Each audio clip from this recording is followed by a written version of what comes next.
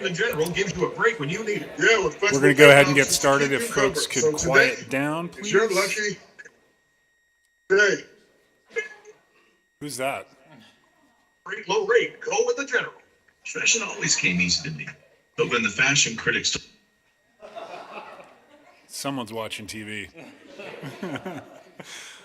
I'm going to go ahead and call this November 6, 2023 meeting of the Whitefish City Council to order. Thanks everyone for coming and attending in person this evening. We are meeting via hybrid as well, via Teams. So welcome to those that are participating remotely. For the record, Councilor Fury is excused for business. We will start with our Pledge of Allegiance, and I would like to invite Mr. Sean Frampton to lead us, please.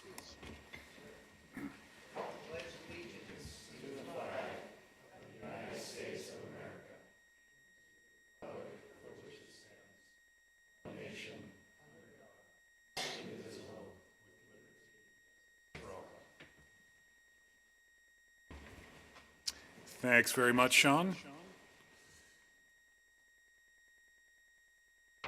We'll move on to communications from the public. We do have 6 public hearings advertised for this hearing.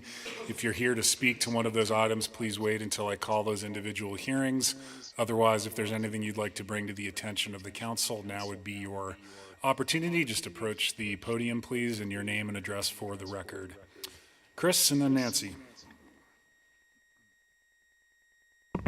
Good evening. My name is Chris Schustrom, 504 Spokane Avenue, Whitefish. While it's raining in the valley, it's snowing in the mountains, which means that winter and some of our favorite time of year is coming soon. And to that end, I coordinate the winter decorations for town with a really great group of volunteers. And this all-volunteer project has been undertaken for just over 70 years now. And we'll be hanging the decorations this year on Sunday, November 19th. And we welcome all community volunteers to join us to help out. We'll buy all volunteers lunch at the Great Northern, which should ensure a great turnout when we're all finished. Volunteers should meet at the corner of 3rd and Central at 8 a.m. on Sunday morning, the 19th of November, and we'll put you to work, bring gloves, dress accordingly for the weather, and thanks very much for taking part in this great partnership. Thanks, Chris. Appreciate your efforts every year. Much appreciated. Nancy. Nancy Schuber, 110 Bay Point Drive. My comment refers indirectly to upcoming projects. I'm going to read pretty quick. The City of Whitefish Ethics and Conflict of Interest Policy, Section 6. Public officials shall not directly or indirectly accept a gift or economic benefit similar to a gift greater than $50 in value from or on behalf of any individual or entity who has an application or request pending before such public official, or whom such public official knows will have an application, matter, or request pending before such public official in the foreseeable future. Section 3 reads, no public official shall vote with respect to any situation in which he or she has a conflict of interest. On August 10th, Ben Davis donated $250 to fund campaigns of both Steve Quinnell and Frank Sweeney. On October 19th, Steve Quinnell, as chairman of the planning board, voted in favor of the Edgewood Place project with Ben Davis as name of record. This would seem to be a violation of Ethics and Conflict of Interest Policies, Section 3 and 6. Mr. Mayor, I'll respond to that. By the definition that you just read, I had no idea that the project was coming up on August 10th when that donation was made. I didn't know about it until I got the packet for that meeting, which was about a month before. So I had no idea. And then why didn't you recuse yourself from the vote? This isn't an opportunity for Q&A back and forth. Thank you very much for your comments. Who's next? Further public testimony? Anyone online? Michelle. Anybody who is attending virtual through Teams, if you'd like to make a comment that is something that it's not on the agenda, please raise your hand. Nope, we're good. Great. We'll move on to our or actually, we'll stay with the audience. Any volunteer board reports this evening? How about the council? Not seeing any. Do you have one, Rebecca? Okay. We'll move on to our consent agenda. You do have the regular meeting minutes enclosed in the packet for October 16th. I'd entertain a motion. Mr. Mayor, I move to approve the consent agenda as presented. Is there a second? I second it. Seconded by Councilor Caltabiano. Further discussion? All those in favor, please raise your hand. Those opposed, like sign, and that motion does carry unanimously, Michelle, which brings us on to our first public hearing of the evening, which will be Resolution 23-37, a resolution to annex and incorporate within the boundaries of the city of Whitefish by petition and consent of the property owner approximately 11.63 acres of land known as Tract 1 of Certificate of Survey 10316, located at 5975 Highway 93 South in Section 12, Township 30 North, Range 22 West, subject to 3 conditions: to approve an annexation and development agreement and to zone the property to WBT, which is our business transitional district. This was postponed from the October 2nd meeting, and the public hearing does remain open this evening. Wendy? Yep. I just thought I'd go through a quick history of where we're at with the project. Again, it is an annexation and rezone, and also accepting the accompanying development agreement, which you folks should have an updated version in front of you. You adopted Resolution 2331 in September as a resolution of intent to annex and rezone, and then set the public hearing for October 2nd. October 2nd, you held a public hearing, you took public testimony, and made a motion to postpone until today. And in the intervening time, you also had a work session where you had an opportunity to visit with the developer and also provide some public comment. You gave some direction to the developer. And so the development agreement that you have before you represents those comments and discussions that you had. I will just point out on, oh gosh, this thing doesn't have pages on it. Under Q, R, and S, these were also items that you had visited about. So I just want to point those 3 items out. This came out of the work session. You asked if there was an opportunity to provide additional affordable housing in addition to what they're proposing to do. So Q represents that. And then also working with the city to do some subsidized rentals for projects with some of the programs that we're going to have here. And then also finally no short-term rentals. So if you have any questions. Thanks, Wendy, for the update since our last meeting. We'll start with Frank. Wendy, I think I know the answer to this, but it wasn't obvious in here. Under section 3C of the development agreement, we reference the things that they're going to get: multi-unit and subject properties, 40-foot height restriction, in exchange for providing 10% developed units as deed restricted units according to the applicable requirements. Are these units going to be 10% of all different sizes of the units, or? That's how the Whitefish Legacy Home Program is crafted. Right. It's a variety of price points, a variety of room types, and they'll submit a housing mitigation plan identifying what those are. Good. And then the rental is 60 to 80% with an average of 70. That's what's written in the code. So Okay. they'll have to meet all those requirements. I thought that was the case, but I just Yeah. want to make that clarification. Thank you. Further questions for Wendy? Giuseppe? No? Okay. Wendy, I had a question. We discussed at the last meeting reducing the parking requirements. Right. And that the was in there as well. applicant seemed amenable to that. Where did we land with that since our last meeting? I found that in here as well. Down to 1.32 per unit or 2? 5? And I'm just curious where those reductions occurred on the site.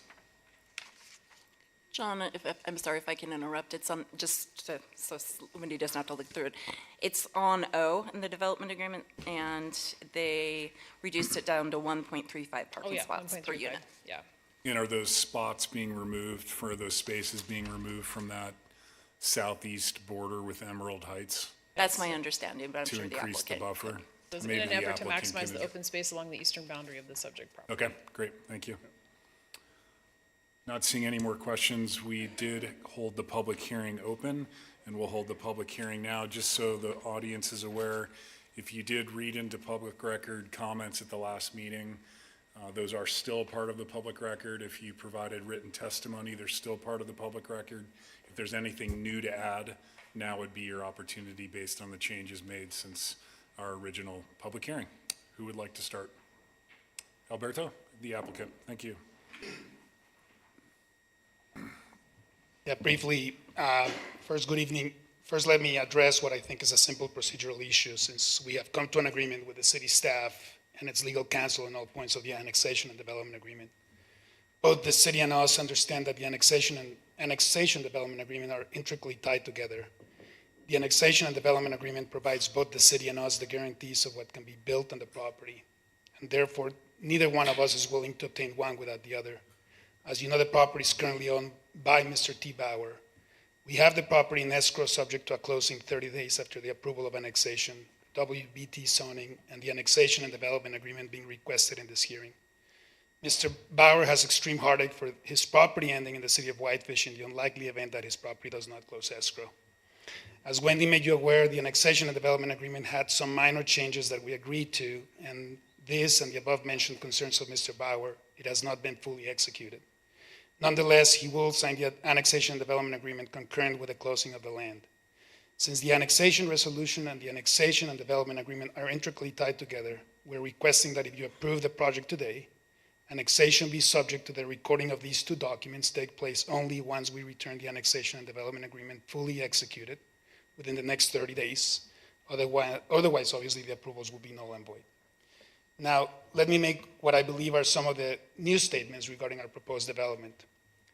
First and foremost, as you all know, we have spent considerable amount of time and financial resources over the last 9 months developing this project. A considerable amount of this time has been spent working with city staff, and therefore I think it's an opportune time to mention that contrary to what sometimes you hear in the public, working with every member of city staff, or both me and all of our consultants, has been a very positive experience. I can tell you that even if the answers are not always what we would want to hear, I appreciate their professionalism and diligence. After a work session of this past October 16th, I believe the annexation and development agreement that we have reached an agreement in is a perfect example of what a partnership between both private and public sector should look at. I believe this agreement provides not only to us and the City Council, but the neighboring community of Emerald Heights, and most important, the community at large, the assurances of what will be built at this gateway location, and above all, a step in the right direction to alleviate the affordability and workforce housing issues that Whitefish is encountering. Let me briefly summarize the highlights of the project that are reflected in the annexation and development agreement for the public, since I know you have had a chance to look at them. We will solely be responsible for all costs involved in extending the municipal water and sewer services to the subject property. The project will be not limited to no more than 210 dwelling units. Only the northernmost building on the subject property will be the only mixed-use building in the project, with commercial space not to exceed 15,000 square feet on the main floor and residential use on the second floor. We have voluntarily restricted various uses of the property, and therefore the commercial uses on the building on the northernmost part will be limited to those on Exhibit C. Even though the project needs to provide 20% of park open space, we will be providing closer to 40%. In order to alleviate many of the concerns of Emerald Heights, we will, at our expense, construct a fence wall along the eastern boundary of the project in accordance with city codes and regulations. Where the fence jogs to avoid trees, the jog will occur in our property. We will obtain input from the Emerald Heights Homeowners Association to attempt to find consensus in its design. At our expense, we will improve the portion of Emerald Drive adjacent to and providing southern access to the subject property to city standards, including the standards for grade, in order to decrease the existing grades as much as possible as you approach the 93. The southern entrance to the subject property from Highway 93 south onto Emerald Drive will be constructed with a pork chop island to direct traffic to the west and discourage project traffic from driving through Emerald Heights. We will install right-turn only signs inside the project at the south exits of the project from enter onto Emerald Drive. We will install a no right turn sign along Emerald Drive heading west prior to the south entrance to the project.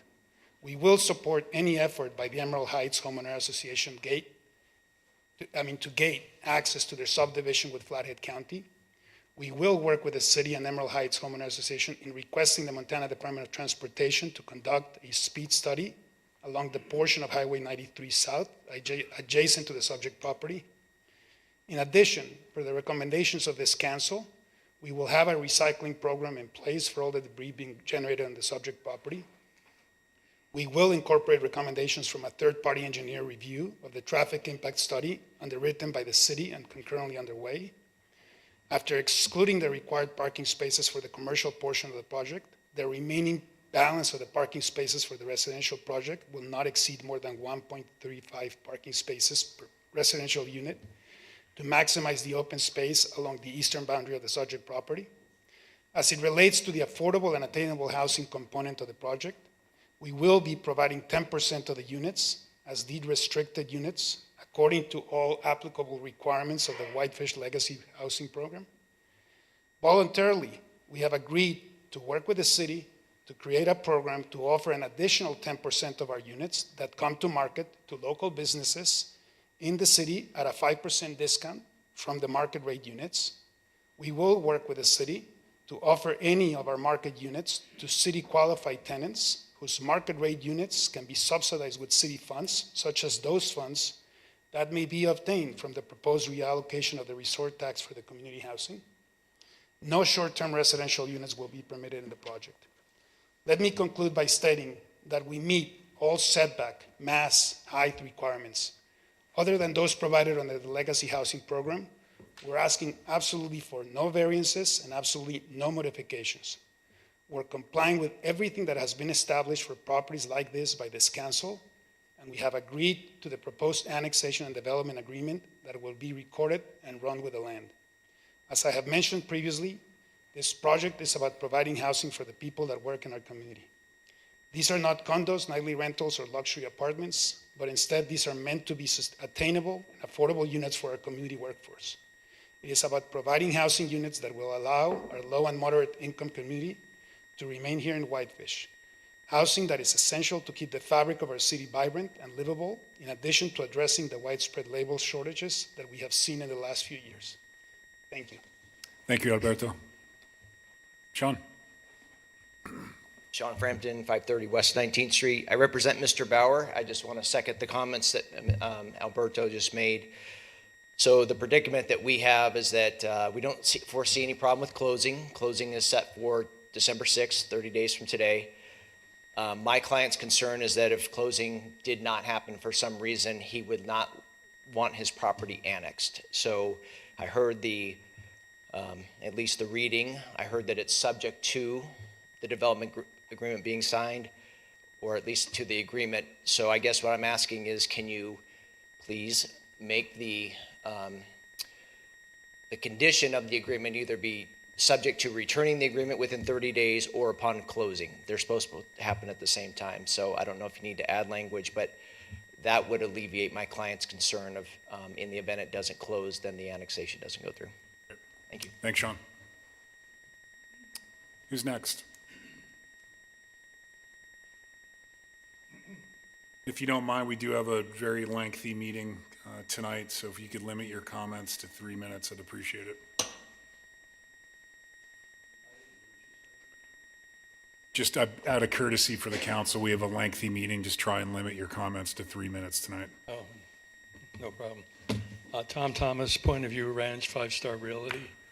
I've been asked by Mr. Bauer just to read this. I am not in Montana. I would ask that Mr. Thomas, Mr. Alberto, and Son Frampton to make sure that the city understands that I do not intend to be annexed until we close with the purchaser, which is the developer, which will be 30 days of the council approval of the development plan. So we have 4 things on the agenda. From what I understand is the approval, the annexation, WBT zoning, the development plan, and the extension of the 30 days. And we're hoping that all 4 of these go through, but without the extension, he does not plan on signing anything. Great. Thanks, Tom.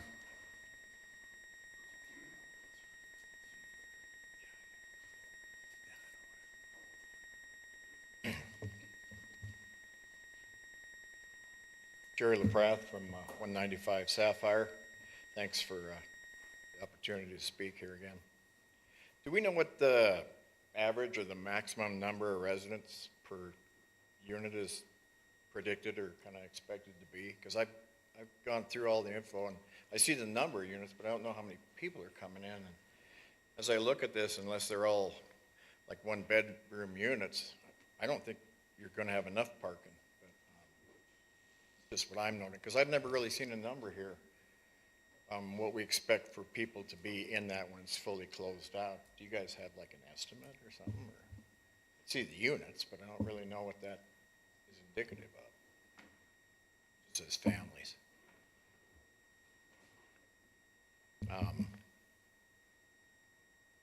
Until there's really been time to review the city's independent traffic study, I think a vote for or against this would be a little bit premature based on my readings.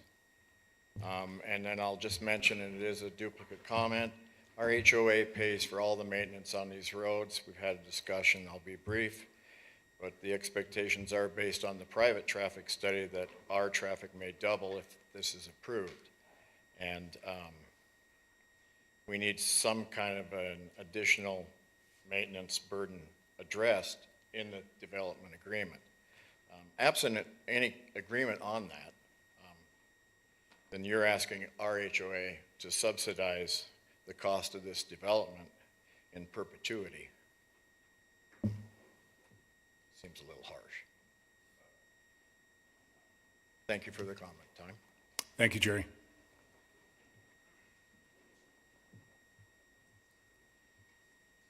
Hi, my name is Dan Clark, 268 Luge Lane in Whitefish.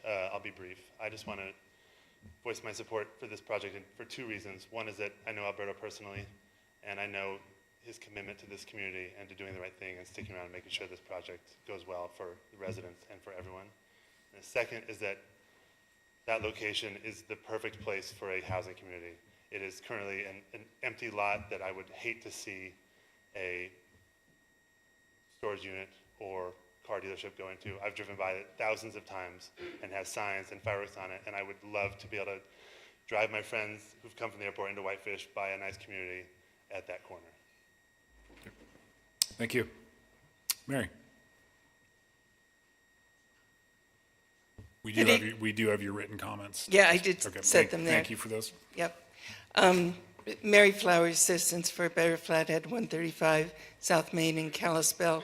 The comments that I have provided you are new to the ones that we submitted at the last opportunity. And I do want to say that I feel like all parties have been working diligently to improve this agreement. We still have some concerns, but we do want to appreciate the fact that some of our comments were incorporated from the last session, and we believe that the efforts on additional efforts on affordable housing and other issues are really important, and we appreciate those. Our number one concern, and maybe it can be addressed given the fact that you're being asked not to sign the full agreement tonight, but to wait, is the fact that we do not have access to the independent transportation study. I feel that this decision before you should be tabled, and hopefully that report can be provided to the developer and the public prior to that. I think it's only fair to the developer and the public that we understand what kind of recommendations and conditions might be come out of that independent review. I think your growth policy requires that under concurrency standards that you know ahead of time that concurrency is being met in terms of the infrastructure that transportation needs in this area. So we would ask that you reconsider that. We would also ask that on page 69, number 8, that you amend that one to incorporate the recommendations from the engineering report into the recommendations for the crossing at Highway 2. We think that that needs to be mitigated and addressed under that as well. Second, our greatest objection to the agreement is with the city's acquiescence or submission to what we believe is a very narrow interpretation and damaging conclusion to the city's interest and rights, with the conclusion that Senate Bill 245 prohibits you from enforcing conditional uses established within the WBT zone. We think that it's high time that you join with other cities in the state and challenge the provisions of Senate Bill 245 as unconstitutional. In the short term, we urge that you amend the following Section G of this proposed amendment. And this would essentially add to that after the quote. It would say, however, Senate Bill 245 in no way limits the city's authority as a charter city or otherwise to require compliance, let's see if I got this right, to otherwise to require compliance with conditional uses in the WBT zone or other zones within the city consistent with our growth policy. So essentially what we're saying is that you should not allow this resolution to be passed and say that you do not have to comply with, the developer does not have to comply with the conditional uses. And so we would strike the last sentence of that. And I think for the city and the developer, because I know they want to move forward, everyone would like to see a resolution of this. We would like to see them work with you to voluntarily come forward and agree to comply with the conditional uses.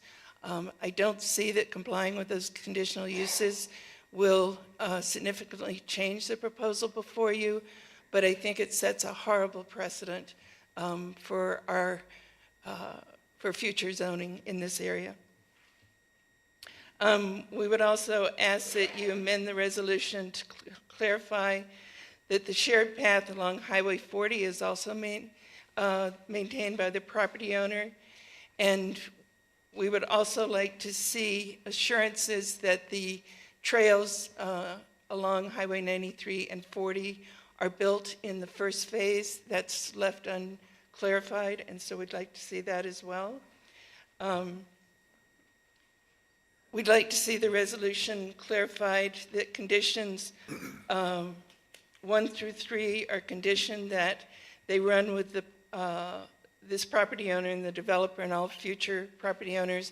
It's one of the issues we have with the whole way the ordinance is written. The references to developer versus owner are kind of go back and forth, and we just feel like they need to be consistent throughout the document, just so there's not confusion. Should the property get annexed and the owner reach an agreement with a different developer, we want to make sure this runs with everyone. And so those terms, I'm just concerned with how they're used throughout the document and ask that they be given additional consideration. I'm on point 6. At the expense of the developer, the project will construct a fence, and we think that's great. We would just amend the final conclusion like that, of that.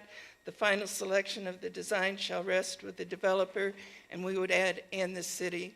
We think that the city has standards for fencing that you need to be able to also have a voice in that. I understand that may be the intent, but because of the vagueness of this wording, we think that needs to be added.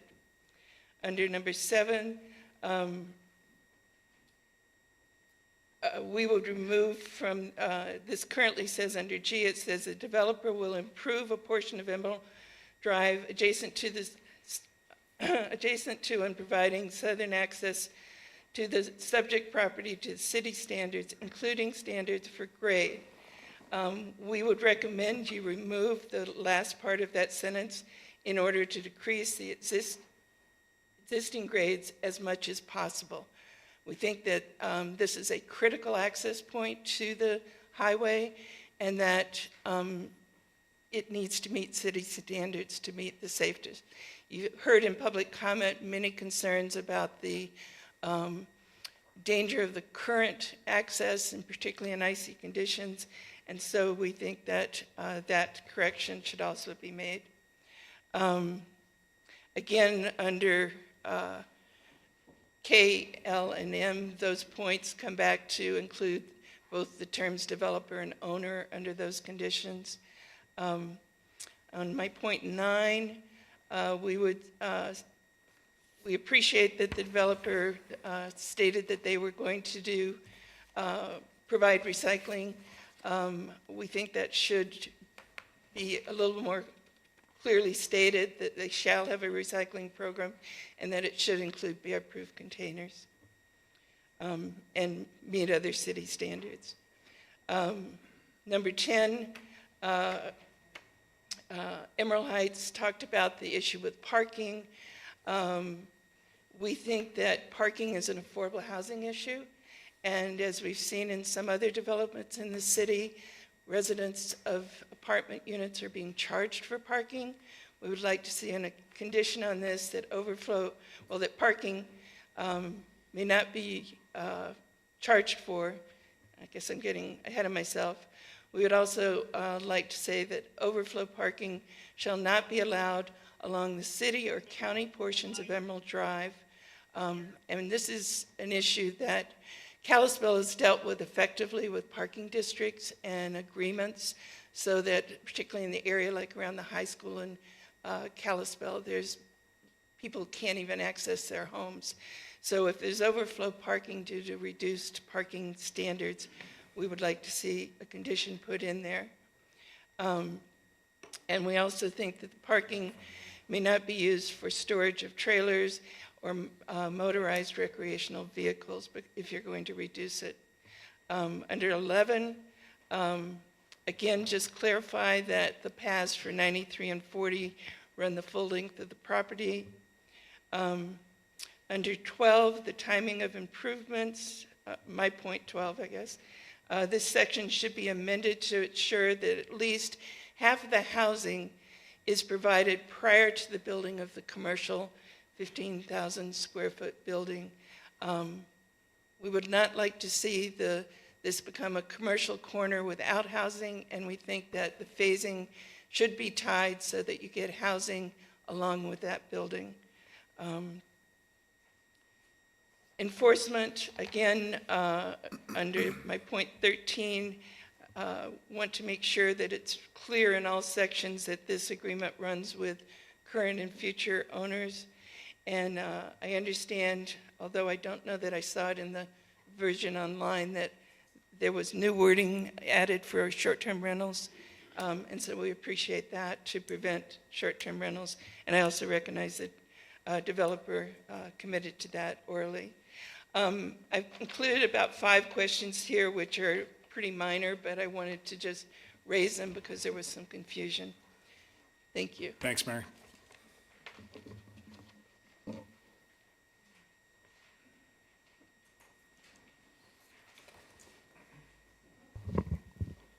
Hi, my name's Arthur Mayo. I retired here to Whitefish after the Army and working as a contractor for the US State Department. 2 teenage kids went to Whitefish High School. I'll try my best American, I apologize. And now they're both at MSU Bozeman. We were lucky enough to purchase one of the homes in the high-density Trailview. And there seems to be this sort of stigma that I've heard at one of the previous meetings. So I just wanted to let people know that my neighbors in Trailview include a teacher, 2 nurses, a Whitefish policeman, a Flathead sheriff, 2 restaurant managers, a retired Marine, a welder, and 2 Air Force guys. So those are the element that you're talking about when you're talking about the scanner housing. That's people that actually work for a living. It's not guys sitting around smoking weed. So anyway, I just thought that was a different perspective, and I just wanted to share that is from an area that we actually here in Whitefish. Thanks. Thanks for bringing us some laughter tonight. Who's next? Further public testimony this evening. Nathan. Almost fell over. I'm getting ready for ski season. I did some squats earlier, and I wasn't ready for that. Nathan Dugan, 937 Kalispell Avenue. Just speaking in my capacity as the president of Shelter WF, we remain supportive of this. Remain supportive of this being kind of the outer limit for a while. Let's fill it in, and would like to also point out, we can address these parking minimums here in the near future as well. SB 245 only requires Alberto to build 1 spot per unit. He's doing 1.35. So we don't need to require 2 or anything like that going forward. So cool, thanks. Would like to see a vote for it. Thanks, Nathan. Michelle, anyone online wishing to provide testimony? Further public comment from the audience? Hey, my name's Mac Phi. I live at 6005 St. Moritz Drive in Whitefish. I just live down the street from this development. I drive by it every single day, and I just want to say I'm in big support of it.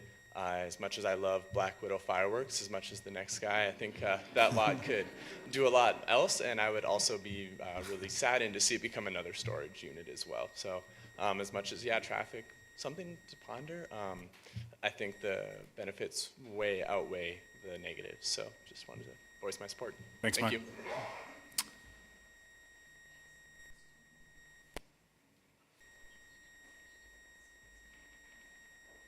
Mr. Mayor, Council, for the record, John Brueggemann, 840 Birch Point Drive.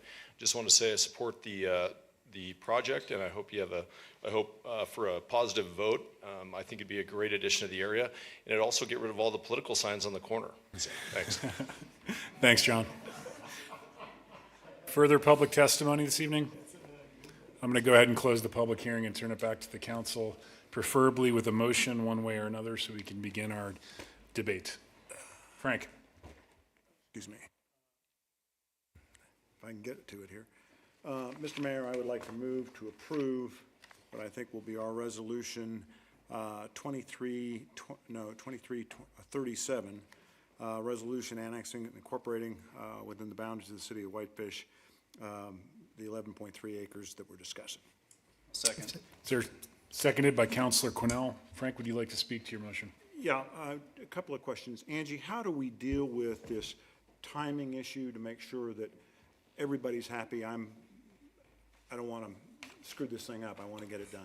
Okay, thanks, Frank. And Alberto and I have been talking, and Sean and I have been talking too about how to best structure this. I understand Alberto's concern, I understand T's concern too. So I think ultimately, and how it would go is you guys would approve the resolution of annexation. Annexation is complete upon recording the resolution of annexation with the clerk and recorder. So I think what Alberto is asking is that we give him 30 days to close on the deal, return the developer agreement, which will be signed by T at that point. Then we'll record the resolution of annexation and the developer agreement after that occurs. I do think T, in order to have the development agreement run with the property, I do think T needs to sign it. So that's kind of how I anticipate the timing going. I did talk to both of them, and I said, it's kind of above my pay grade to approve that. So if you folks wanted to do it, that's how I see it happening. Can that be implied with Frank's motion, or do we need a separate condition? I don't know that you need a separate condition. I would probably do a friendly amendment just to make it clear from the record what happened.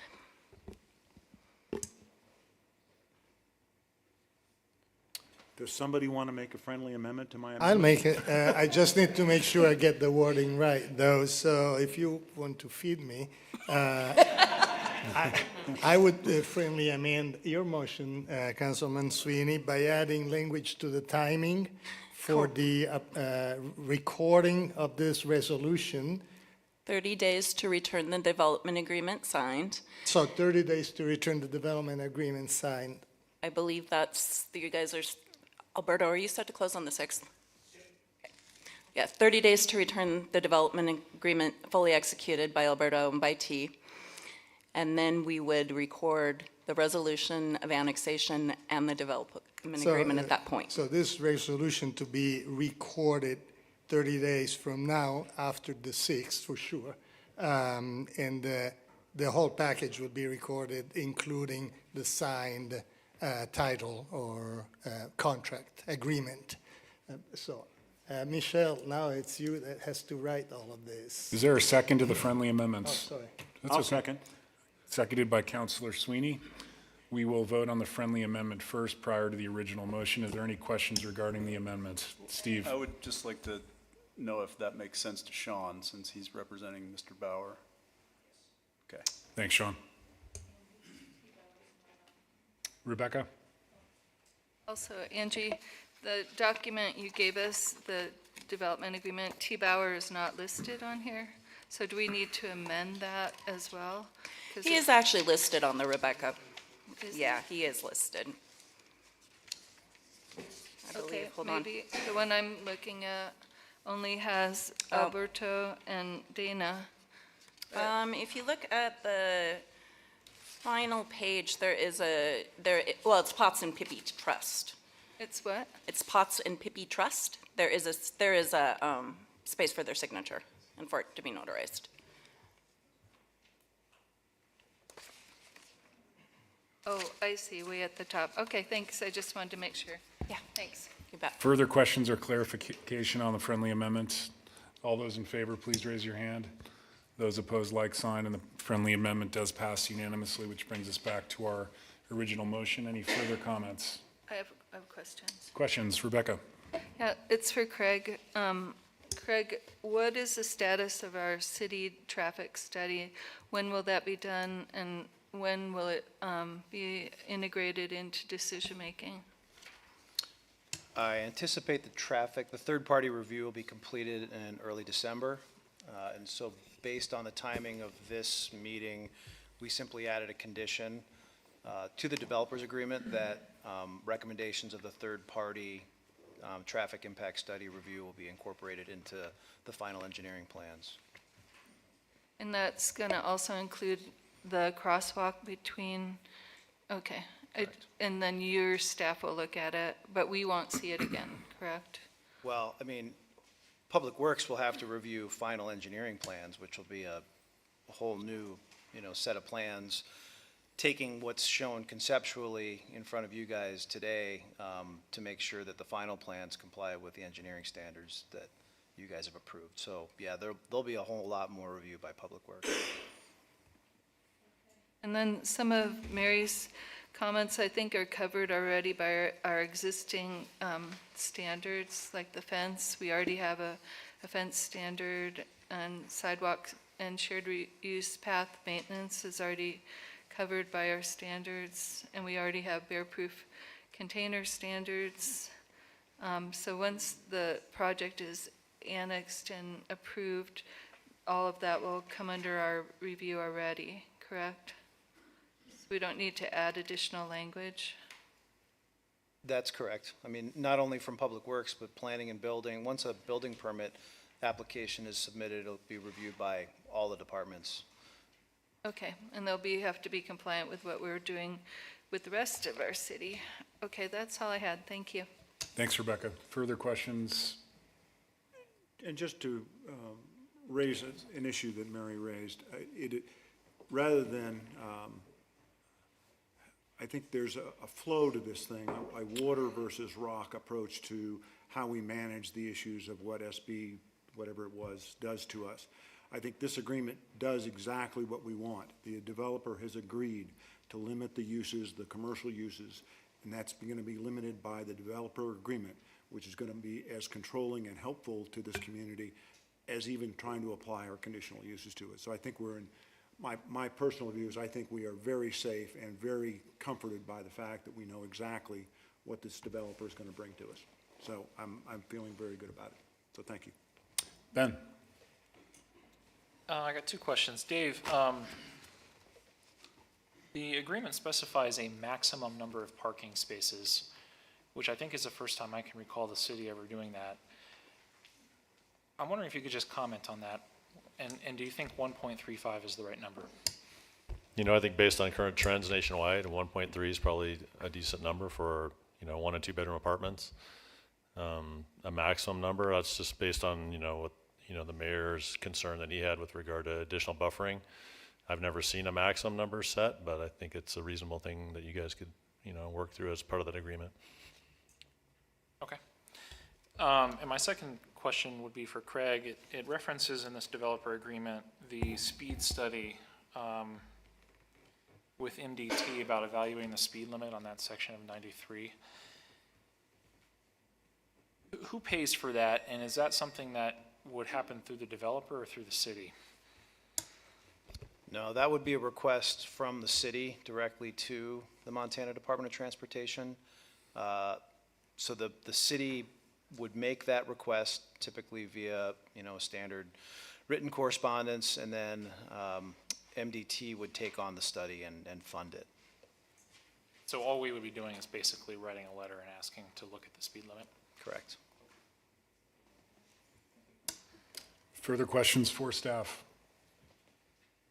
I would just like to add a few comments. I know this has been a fairly charged project to come forward for the neighbors at Emerald Heights, but I think this developer's gone above and beyond mitigating the concerns of the homeowners.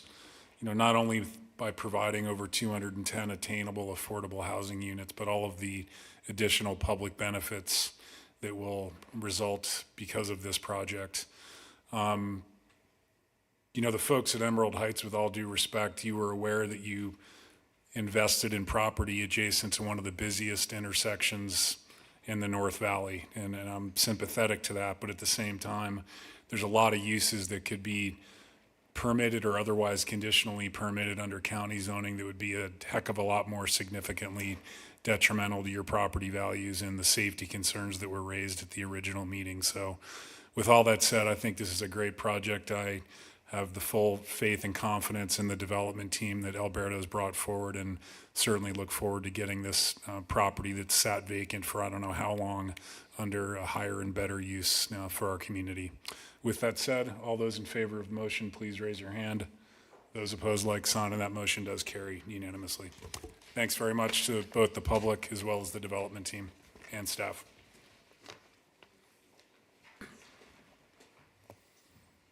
We'll let folks filter out before moving on to our next item.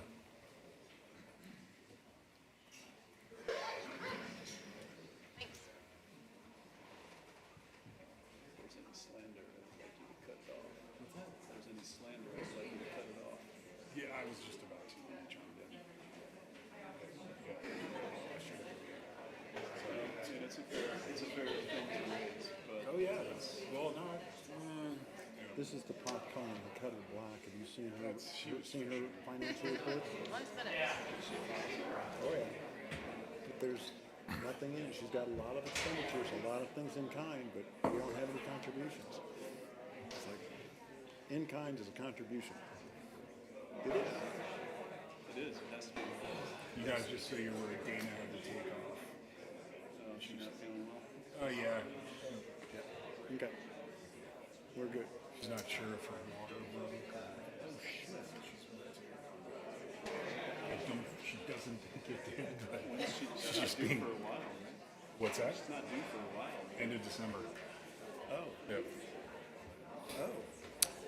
Let's be careful. We're going to go ahead and move on to our next item, which will be item 6B, ordinance number 23-25, an ordinance rezoning 808 and 830 Edgewood Place in section 25, township 31 North, range 21 West, in Flathead County, Montana, zone WLR, which is a one-family limited residential district, to WR2, which is the two-family residential district, and adopting findings with respect to such rezone. So that's the first item related to this request is the zoning.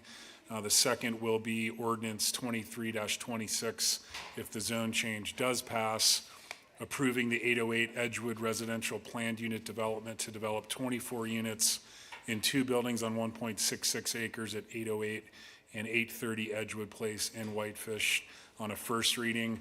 We're going to entertain one staff report from Wendy on both items, but I would hold one public hearing for both items, both the zone change as well as the PUD, and request two motions from the council to address both agenda items. Wendy? Yep, great. If I could, Mr. Mayor, I would recuse myself from this hearing. Please. Thank you, Ben.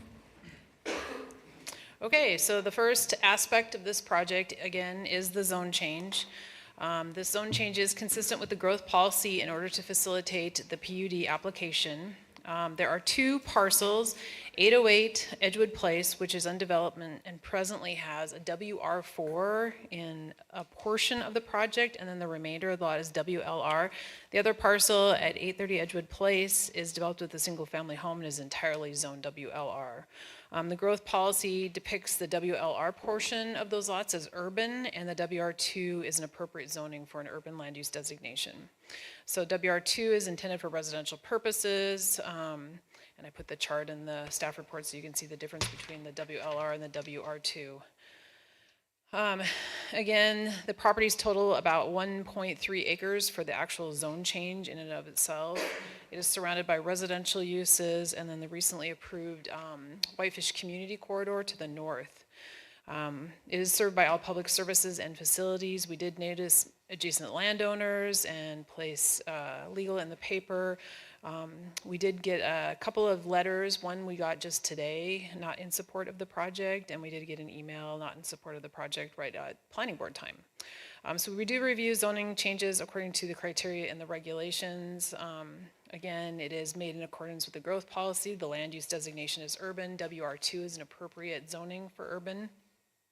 It will secure safety from fire, panic, and other dangers because the city standards and zoning standards will be met at the time of development. The zone change promotes public health, safety, and public services are available to the property. Water and sewer are available to the property. It is an infill project located in the city limits, so it's served by all services.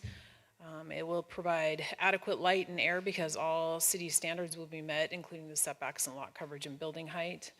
The zone change will review the motorized and non-motorized impacts at the time of the PUD, which we'll look at here in just a second. So it is compatible urban growth located by all public services and facilities. It does consider the character because it is an urban designation. The planning board held their public hearing for the zone change and did make a recommendation on the zone change unanimously in support of that. So then, the PUD is a request. The PUD would overlay the entire project with a little bit of WR4 and then the WR2 over the remainder of it to develop 42 rental apartments. It would be a mixture of 1 and 2 bedrooms on 1.66 acres, again, 808 and 830 Edgewood Place. Building 1 is located along the north property line, parallel to the east-west alley. It has 26 units, and Building 2 has 16 units and is more in a perpendicular position to Edgewood. The gross density of the entire site is a little more than 25 dwelling units per acre. They're proposing to dedicate 8 deed-restricted units for permanent affordability, which equals about 19% of the project. The applicant describes that the units could be either rental ownership, like a condo type project, or a combination of the two. Access to the site is by 2 private driveways off of Edgewood Place that loop through the project. Bicycles and pedestrians will share driveways and sidewalks that connect to Edgewood Place. The project has 66 parking spaces, 31 are uncovered and 35 are covered. This is a residential PUD, and multifamily is a permitted use in a residential PUD. They're not asking for any zoning deviations, but are proposing to blend the zoning density across the entire site versus just in particular areas where the zoning is located. The benefit that they're providing is 19% of the units would be deed restricted for affordable housing. 5 units would be in Building 1, 3 would be in Building 2, and again, they could either be rental, condo, or a combination of the two. Actual pricing is determined at the time of deed restrictions. As part of the Legacy Home program, the incentives they are providing or using is building height up to 40 feet and parking for 2-bedroom or greater to be reduced. We've already talked about there's an existing single-family home that would be removed as part of the full development. The project is surrounded by residential uses and the railroad to the south.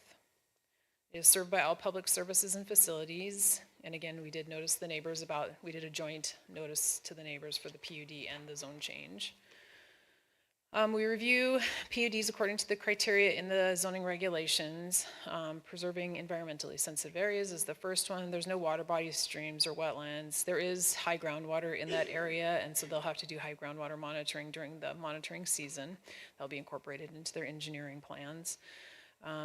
Development must be sensitive and respectful to wildlife habitat. The area hasn't been identified as crucial habitat. However, it's likely deer, bear, and other animals move throughout this area and will continue to do so as they do throughout all of town. The project will have to have bear-proof garbage cans. We did notify Fish, Wildlife, and Parks, but didn't receive any comments.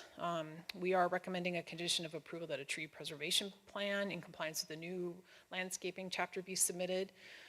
So that will help with protecting some animal wildlife habitat. Open space, through the PUD chapter, you're supposed to provide 30%, but if you're providing affordable housing, it can go down to 20%, and they are providing a little more than 21% of open space throughout the site. They are scattered throughout the project, meeting the minimum standards, including the dimensional aspects and being available to all the residents. And they will be submitting a landscaping plan that will further develop those areas. As far as the character and qualities of the existing neighborhood, the project layout and design with the building scale, and I think the architects are here to talk about this a little bit later. The massing and the open space are strategies used to integrate the project into the existing neighborhood. The layout's placing the smaller buildings next to the street and the larger one towards the north, which is next to some of the Whitefish Community Corridor buildings. And I also included a map so you could see kind of all the other multifamily projects in this neighborhood. There's no public or private streets being provided. The entire site is served by a parking lot with a loop driveway, and they will access Edgewood Place in 2 locations. The unimproved alley to the north of this project is going to remain unimproved. They're not providing any access to it. It's not needed for circulation. They did complete a TIS, which is in your packet. The project is going to be phased, but at full build out, it would generate 19 AM peak hour trips and 24 PM peak hour trips. So less than 2% of the traffic volumes at the studied intersections will be attributed to this project, and according to the TIS, will not significantly impact operations. 70% of the traffic will go towards the downtown, with the remaining going up Wisconsin or out on Edgewood Place, and they're not recommending any additional mitigation for this project, but MDT will be reviewing this because it does hit one of their facilities. As far as high quality attractive streetscapes, no frontage improvements are required on Edgewood Place as it was recently reconstructed by the city. They added a sidewalk and full frontage improvements, boulevards, streetlights, all that good stuff. And then they do have access to the shared youth path south of Edgewood by either going to Colorado or down to Texas.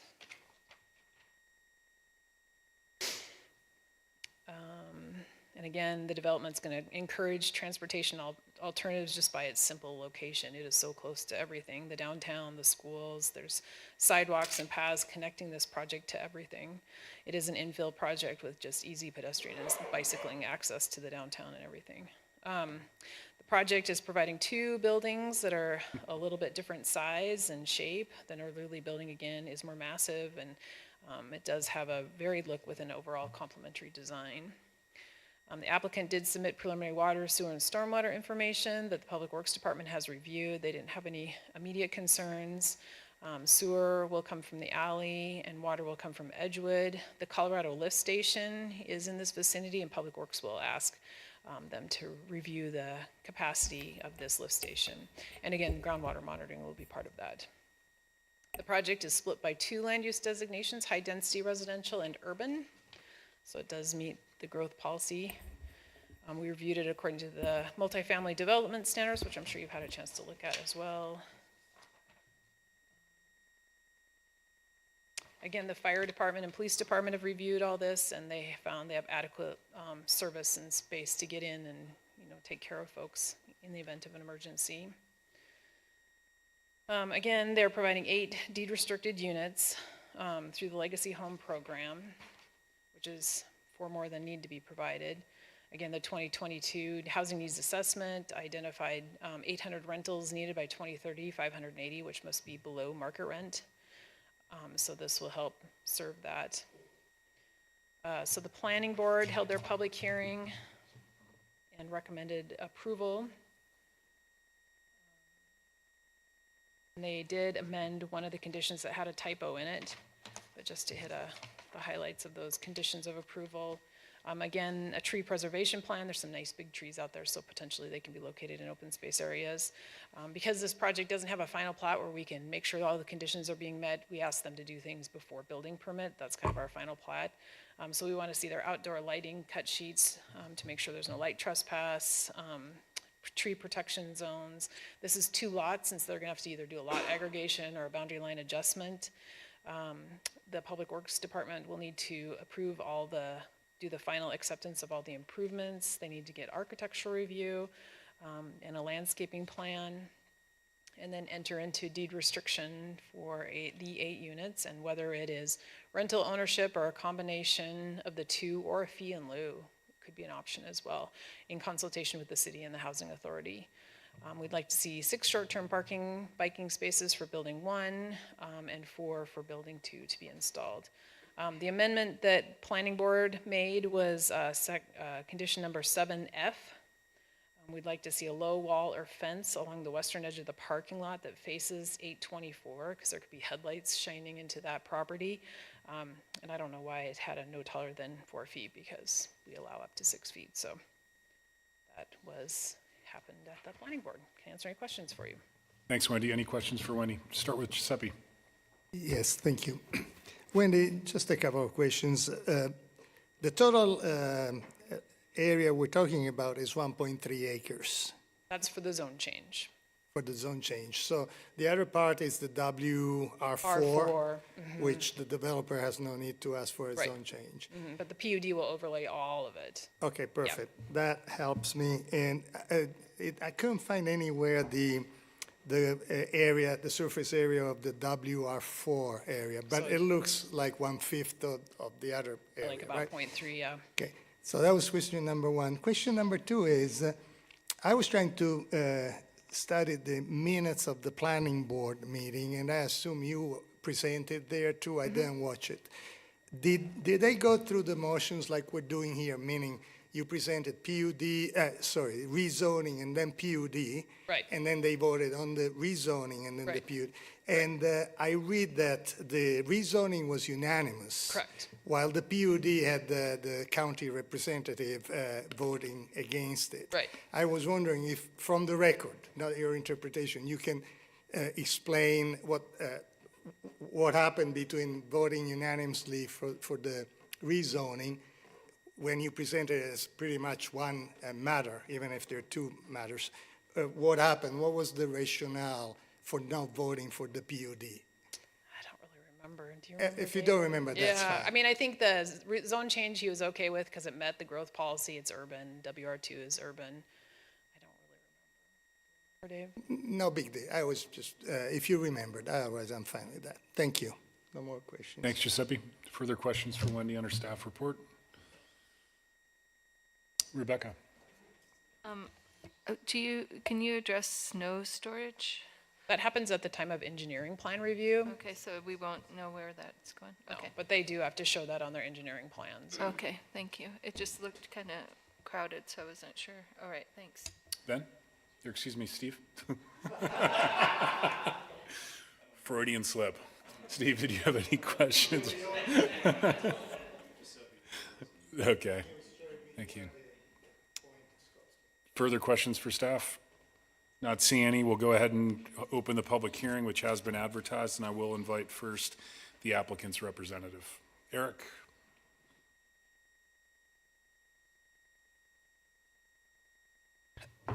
Good evening. My name is Eric Mulcahy with Sand Surveying, and I'll be making a presentation along with our architect and engineer.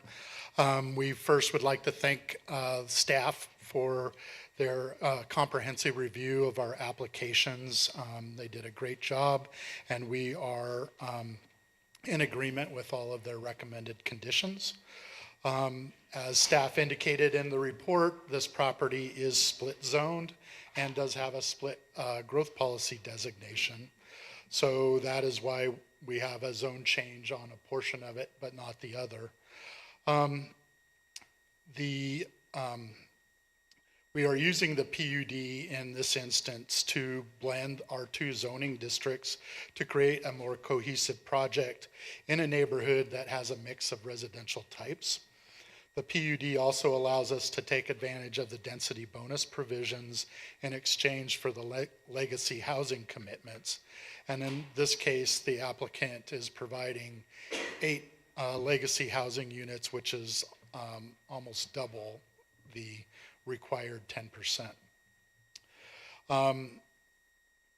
We also know that in the city's growth policy and many housing studies that Whitefish needs workforce housing, and that in many instances when citizens are asked, they are pointing to infill as their first priority for locations for this housing to occur.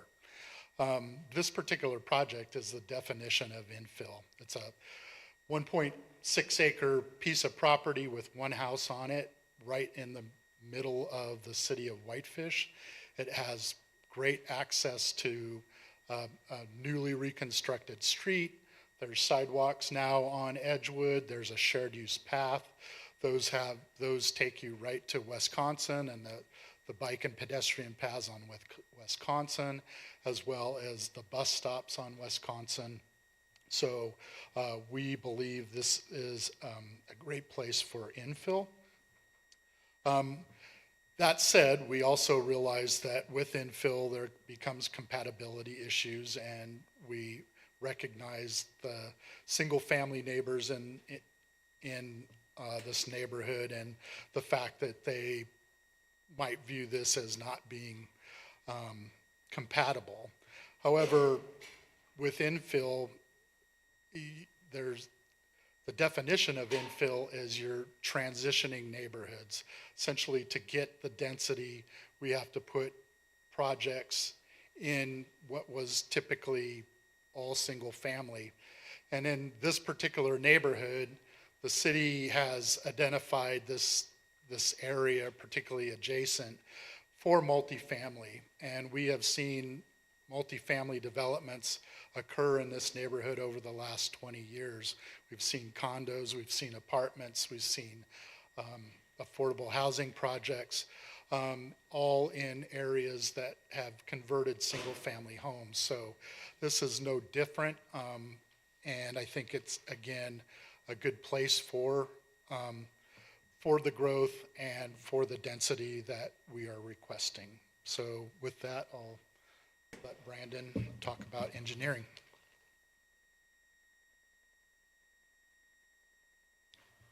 Mayor, councilors, thank you. I think I'm going to try and just kind of fill in the gaps. Wendy and Eric both provided quite a bit of information, and I'll just kind of hit on some of the other engineering topics here. I'll start out with stormwater. So we have a stormwater pond on this site, and our water will flow to that pond. We'll treat the water in that pond, and then the water will get picked up with a pipe and taken out to Edgewood, where there's a new storm main. These projects would not be possible without these resort tax street projects happening, where we're installing new storm mains within like Edgewood, Texas. The project to the north, the Whitefish Community Corridor project, that also is going to be benefiting from these new storm mains that are in these streets. So the site's very flat. So there's not a lot of grade, not a lot of opportunity to send water in different directions, but that storm main helps this site tremendously. So we're going to be able to responsibly collect the water on site, store it on site, treat it, and then release it after we flow control it to that new 24-inch main that's underneath Edgewood. Water will also come in off of Edgewood. Brand new 18-inch main was installed a couple years ago on Edgewood. We're going to bring an 8-inch main into this site with a new fire hydrant. That was something that the fire department asked us to provide. And that water main will also provide domestic water service to the buildings, and then also fire services to the buildings. I don't think it's been mentioned yet, but both these buildings will be sprinklered. Kind of going with that with fire protection, this site has 20-foot wide drive lanes throughout, with the proper turning radiuses for the fire truck to make many different types of movements throughout the site. With the completion of phase 2, it'll even get more flexible, more opportunity for the fire truck to make movements, but in between phase 1 and 2, we have a plan to make sure that the fire truck can get in and out, without any issues whatsoever. Sewer, we'll take the sewer out to the alley with 4-inch gravity sewer lines, and we'll probably check in with WGM on that Whitefish Community Corridor project, try and team with them to look at the existing capacity of that Colorado Avenue lift station, see if, it would be a mistake for them to do work, us to go and do work, just try and get it all done at one time, work with the Public Works Department, get that lift station to where it needs to be. Parking on this site, so we revamped the plan after you guys passed the new landscaping standards. So every 10 stalls, we have a break and a landscaping island. So you'll see basically 3 rows of 10 stalls each on this site for our exterior parking. And then we've got 35 stalls that'll be actually tucked underneath the building. And that's that red cross-hatching you see on the south side of the north building and the west side of the east building. David will probably speak more to that here in a minute. The green area around the phase 1 building and the south end of the phase 2 building is our open space area. We're required to provide 20% open space with the PUD, the way we are approaching this project. We're providing about 21.5, right around there. And that does not include the stormwater pond. That'll be a pretty shallow area that could also be used as a green space area when there's not water in it. Gas, power phone, cable. Gas will come from Edgewood, and then the power phone cable is in the alley behind us to the north. Traffic impact study's been completed. We did not identify any mitigation requirements with that effort. Fencing, we're going to provide some fencing along let me see if I can explain this here. Definitely along the north side of the project, along the west and east sides of phase 1. And then we'll also provide fencing along the east side of phase 2, and then fencing around the inside piece of the project, the address of 824 Edgewood. We're more than happy to work with the neighbors to come up with different fencing options that meet their eye as well, as long as they're meeting, we're meeting city standards at the end of the day for the fencing requirements.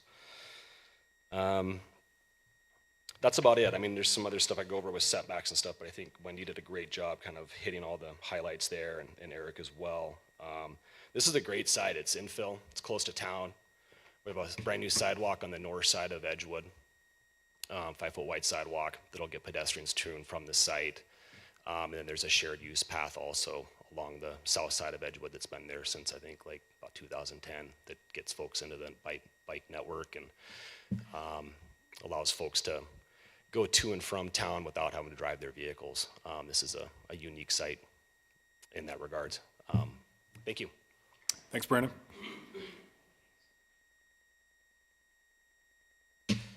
Okay, Mayor and Council, excuse me, I'm David Cool, architect with Cushing Terrell.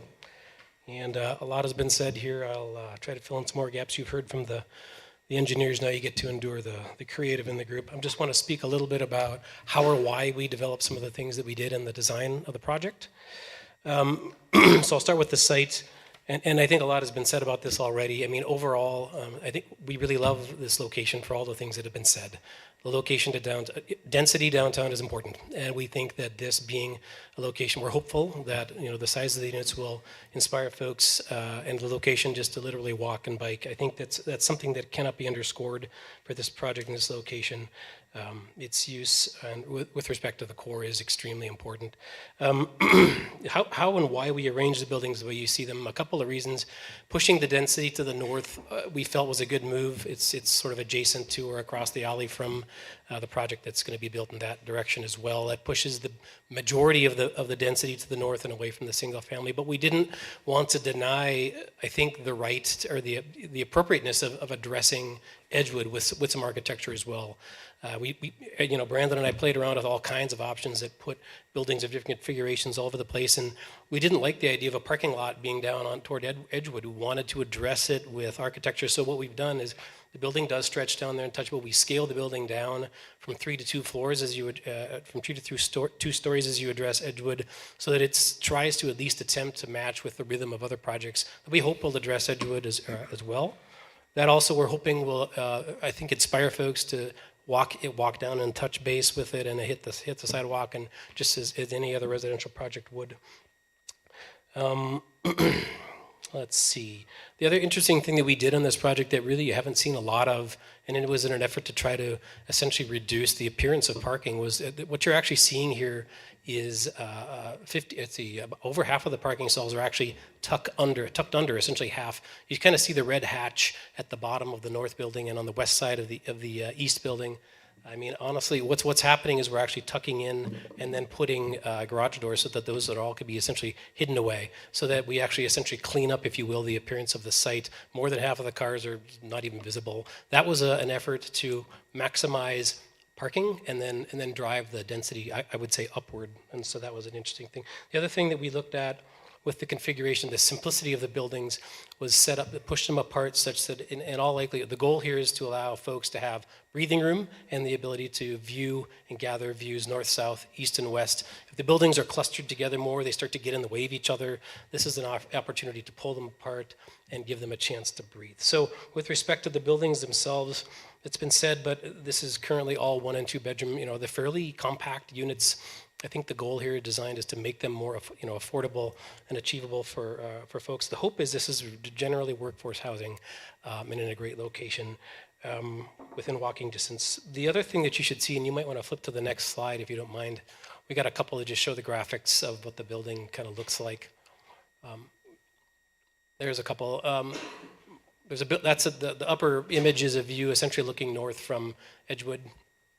You can see how we stepped the building down to 2 floors and then up to 3 and then back down to 2, and the same with the building on the north. There's a lot of movement here, and the objective is just to give it a little life, but more than anything, drop the scale, if you will, toward the ends of the building, particularly as you approach Edgewood. The other part about this that we wanted to address is the fact that variable massing, I think, is not only interesting, and by the way, this hasn't obviously been through design review, architectural review, so this will all comply and naturally with that. But I wanted to recognize the fact that, yes, in fact, you see the high points there are where we actually hit 40 feet right at the peak of those. But honestly, I mean, another option would have been to maximize this, literally drive the entire max to 40 feet. We did not do that. We just slope up and just touch it at 3 or 4 locations. So honestly, we're hardly even using the 40-foot that we are allowed to use, and we're only doing it to add some dynamics to the scale and essentially the massing of the project. So I thought that was worth mentioning. And again, as I mentioned, in terms of materials and character, kind of the jury, if you will, is still out. Lots of opportunity to influence that through architectural review. But in general, we're really excited and quite proud of the project. So I just look forward to hearing your comment. We're here for any questions if you have them, and thanks for your time. Thanks very much to the team. Question? Yeah. Quick question.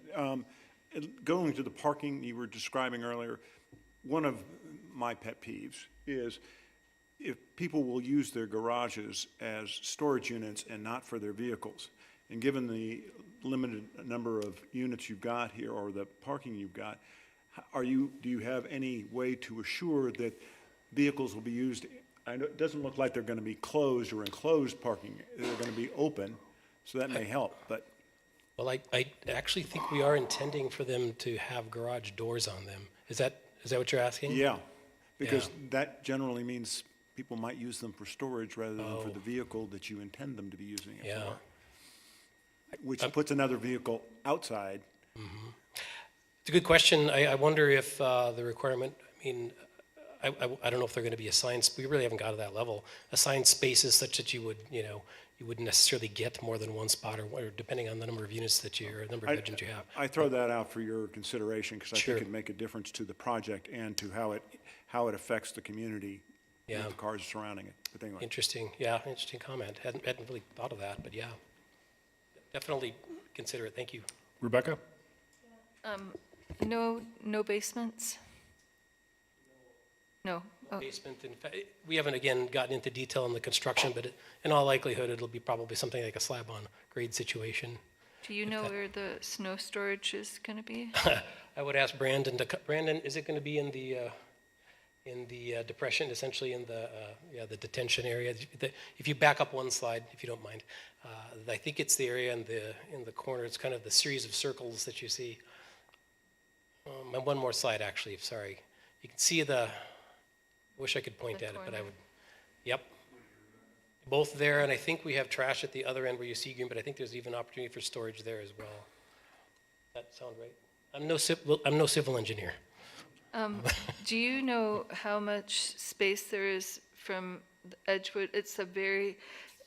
The one problem I have with this is I drove it and went around a few times, and there's 9 single-family homes, 1 to 2 story high, and I appreciate that you tried to, keep it a low in the beginning, but you can't create more of a buffer with the grassy area out front and move that building back? It's a bit of a puzzle. Do you have an answer for that one? As far as nudging, I don't know the actual distance there, honestly, and maybe you can help me with that. The distance from the southern edge of the eastern building to essentially this. Thanks for joining me up here. You're a real chap. So, Rebecca, you're talking about the southern side of the eastern building, trying to make that green area bigger. Well, just so the impact, as you're going down Edgewood, it's so, it looks like a single-family home street, and now this is going to change it dramatically. And I just was wondering if that's the absolute minimum of a green setback you can do. Yeah, so right now we have it pulled as close to the right of way as we can. It matches, I think it's a 20-foot front yard setback right now. We could slide it a little bit to the north, but it starts kind of cramping the phase 1 building, especially those eastern 2 units where there's going to be some covered parking. Those vehicles will have a hard time getting in and out of those covered parking stalls. So we did exactly what you said, though. We kind of moved it north and south, and then this is where we ended up, setting it, basically. Further questions for the team? Not seeing any. We did advertise for a public hearing on what will be ordinance 23-25, again, as well as ordinance 23-26, both the zone change request plus the PUD. Any public testimony this evening? Just go ahead and step right up to the podium and name and address for the record, please. Hi, I'm Marjorie. I will be the island that this property is going to be surrounding. And I didn't make it here for the first public meeting, so I'm just going to kind of go off what I had intended to say. And so I'm the property owner surrounded by this project, and of course, in anyone in my situation, I have strong concerns with the location of this project and the neighboring proximity of the res development. I do agree we are in need of affordable housing and the middle market housing. I like the idea of the deed restrictions, and I know we're aiming for the residences and for the workforce. I've been in Whitefish for a little over a decade, and I was in Columbia Falls prior to moving into town. I worked the service industry and seasonal jobs, so I fully understand the capacity and the struggle to find affordable housing, and I was fortunate to purchase my house back in 2014. But it also comes with other struggles being a homeowner in our rapidly growing community. So I currently live in a quiet family neighborhood with 2 houses on either side of a vacant lot behind me. I always knew that the empty lot behind me was going to be developed with a home, or maybe worst case scenario, a parking lot for the lot next to that project, or that lot behind me, because it's WR4 or maybe WR2. And so with this current plan, my house will be surrounded on all sides by paved roads and parking lot, changing the entire character of my property and my neighborhood. I am asking that you please consider us and following when we make your final decision. I'm also on the lower side with Kelly. She is much more heavily impacted by the water and the flooding in her basement. The northwest side of my property floods about 6 to 10 inches of standing water in the spring. Luckily, it hasn't reached my crawl space, but with the Ruiz development and raising his property up significantly higher, time will tell on whether it's going to really affect us or not. The pond is a clever idea, and if it's designed and planned correctly, I hope it will alleviate the current and maybe future draining issues. The design is well thought and planned to gain height restrictions adjusted to parking reduced. Height is excessive with single-family homes surrounding it. Our mountain sightlines and our privacy, especially for myself and Roger, will be heavily impacted. With parking reduced, I agree with Whitney that I don't understand where residents and visitors will park. There's no overflow parking. To compute conservatively, a one-bedroom unit will probably have a couple or 2 people living in it at the price. I'm not quite sure what the price point will be, but at least 2 people will be living in a one-bedroom that has 2 vehicles most likely, and then the 2-bedroom will most likely have 2 people, 3 people, up to 4 people maximum in there. And so if you computate that, 4 to 6 vehicles times 42 units, that's 168 or 252 cars. There's also no off-street parking on Edgewood, Colorado, or Texas. The closest off-street parking would be on Waverly, which has already limited spaces for the residents on that street. I understand that the number of parking spots is compliant with the city regulations. However, the reality is those residents will need somewhere to park. My concern is if there is not enough parking for the planned units, the residents and their guests will park on and around my property.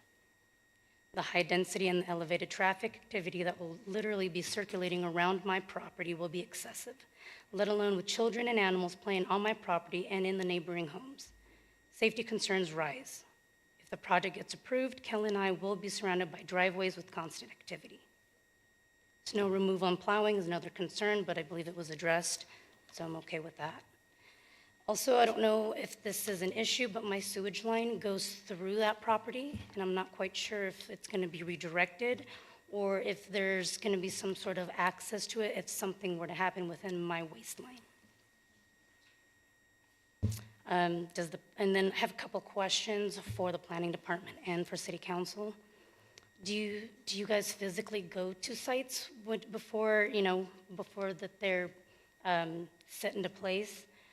Because with all the current changes in the land use and the development proposals, do you guys go check out the density that these developments are impacting the neighborhoods and the surrounding areas?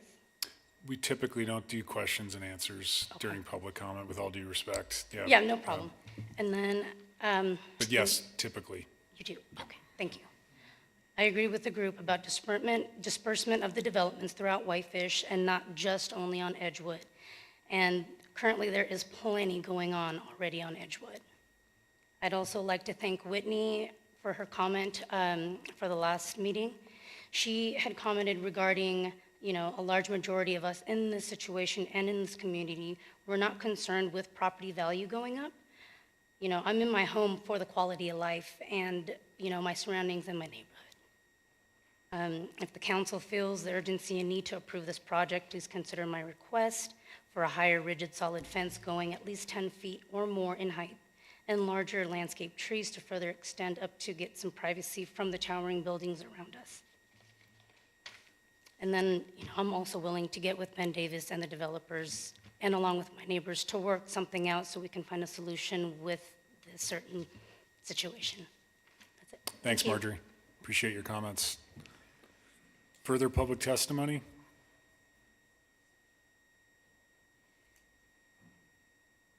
Hi, my name is Kelly Metalman, and I live at 800 Edgewood. What your photo doesn't show there is the other driveway on the other side of my property. So like Marjorie, I will be just an island surrounded by development and driveways. Like Marjorie, I am very willing to speak with the planning board and Ben, as I feel like most of these meetings are lip service paid to the idea, and I know something like this is inevitable.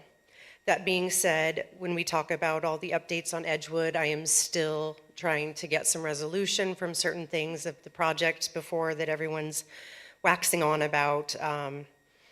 It's not great. As for Ben's plans, the green spaces, I understand they are a higher percentage than what is required. I would be hopeful that there could be some trees or shrubs between his driveway and the driveway that I have that directly is it's just going to be a huge slab of pavement between his driveway and my driveway right now, so something green there would be nice.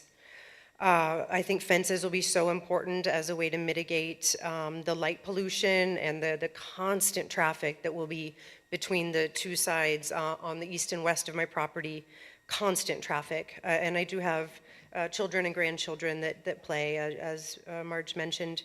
I appreciate Rebecca asking about the snow removal several times. I already receive a fair amount of the snow from Ben's other development to my west, so the fact that that doesn't really have an answer is concerning to me. I love the pond, the water storage, but given that that is flat and so is my backyard, I have a real sense that a lot of that water is going to end up in my yard. Like Marge said, there's usually several inches of standing water every spring. I don't know for what reason, but besides it was 1976, the house that I have is classic split level 1976 house, so I have a basement that floods every spring as well, and I can't imagine this project will help that. There's a sump pump that, that God willing always does the job. With the corridor coming behind this, which I know, it has nothing to do with Ben's project, this is just so much, and we spoke about this at the last meeting. One can't help but notice how much high density is in this neighborhood, and I appreciate the idea of infill and it being compatible, but gosh, there's so much high density in Colorado and Edgewood and this whole neighborhood. Yeah, I guess I have the same concerns probably that my neighbors do about, traffic and snow removal and flooding and, yeah, all that kind of stuff. So please consider that. And honest to goodness, Ben is a really great neighbor. I've lived there for many years now. So I'm hoping that on a human level we can talk and do things. And I've worked with Brandon in the past as well, and he's always a great listener and very proactive. So I'm hoping that best part of them will come through in this, and we can do something that's amicable for everybody. Thank you. Thanks, Kelly. Further public comment tonight? I'd also like to add with that with the unit on the east side, with it being set back, it was 20 feet, I think is that what it was? It was just the minimum. In the past, there was a lot of trees, larger trees right in that area, and I do recall trying to get out or other people getting out into that main highway was very difficult. And with the constant traffic now that we're getting on Edgewood, it's getting harder and harder to see, so I'm not sure if that's going to be an issue with that building so close and only 20 feet from the street, if that's going to be an obstruction when you're getting in and out, or if I'm getting in and out of the property. And whomever's going to be living there might be an issue. Thanks, Marjorie. Richard.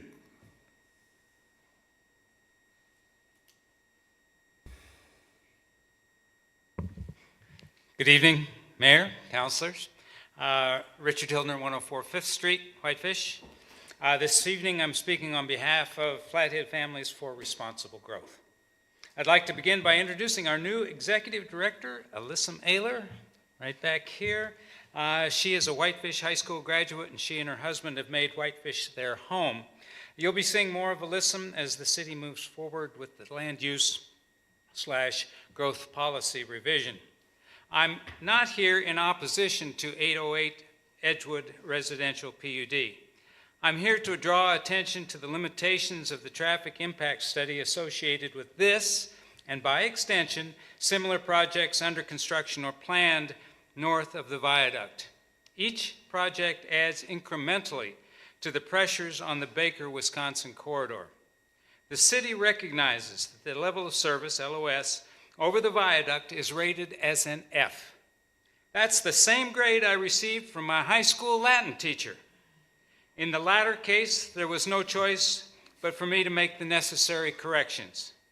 In the former, it's time for the city to address the inadequacies of our transportation infrastructure, specifically egress south in the event of a major wildland fire.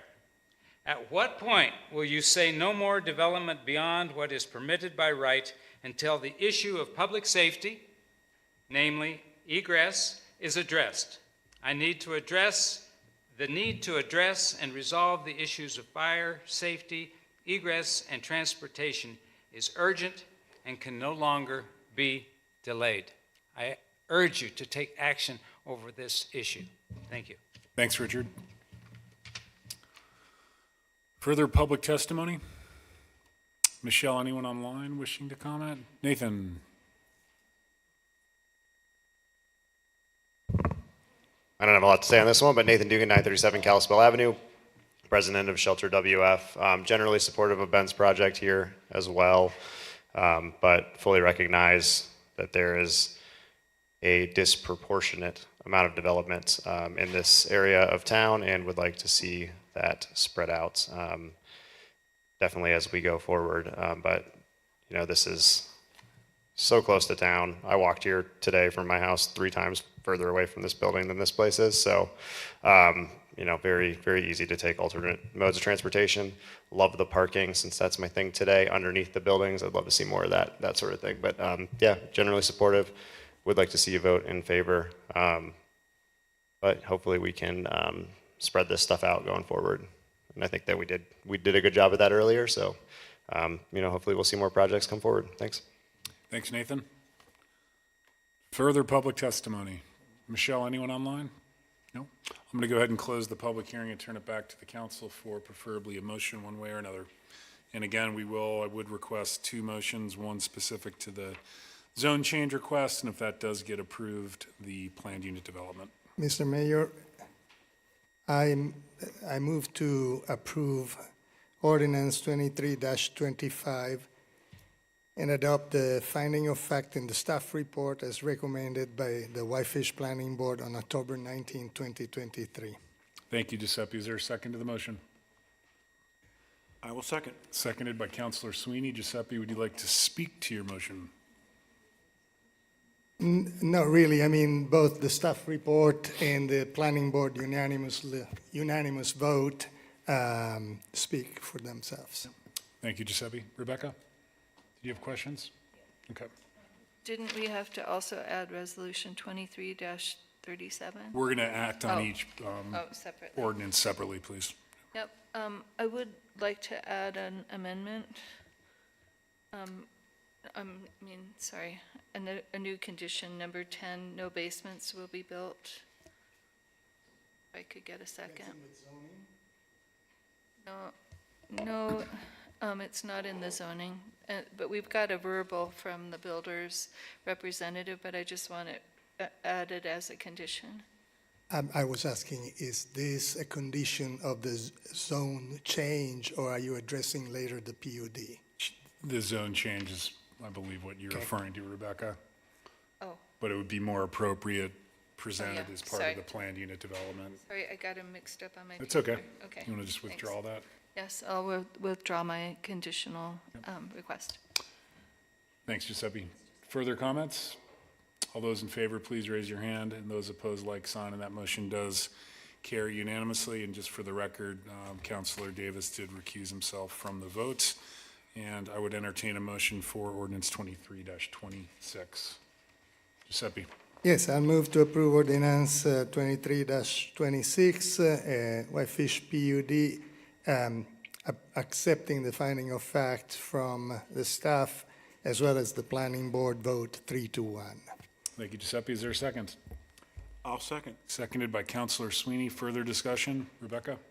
Yes, I'd like to add a condition number 10, no basements will be built, and then another one.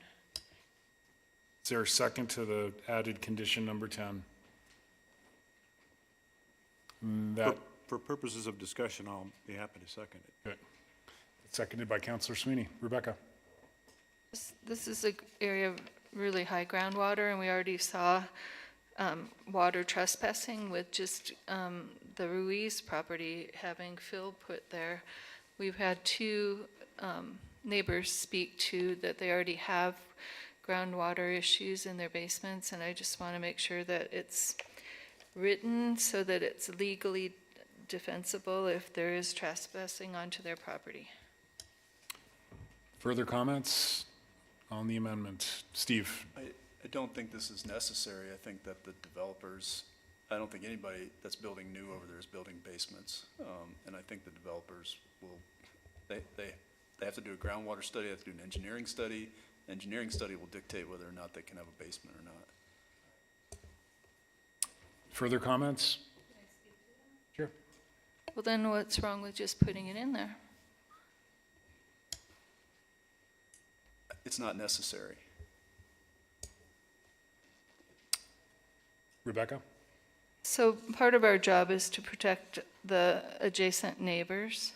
And so we don't know who's going to, I mean, we assume this will go through, but I also feel like we have a lot of water issues in our town, and I just feel like it's okay to add an additional layer of protection for the neighbors. Saying no basements doesn't help protect the neighbors from groundwater going onto their property. The engineering design of the groundwater that's going to be captured on the property they can't have an outflow that's greater than what it already is at the time of building. That's what controls the groundwater issue. So, and if something happens and that does happen, then the neighbors have a right to come back against the developer. Saying no basements does not help protect those neighbors from groundwater coming onto their property. That's my objection. Mayor, could I speak? I mean, yes. Well, I disagree, because if we don't put things in, I mean, I would have a hard time believing that they would do this after saying it publicly, they won't. But if basements are built on an area with this much impervious surface, I really think it will go onto neighbors' property. Craig, do you want to address this very briefly? Any comments on this discussion? Very briefly, okay. So, Please.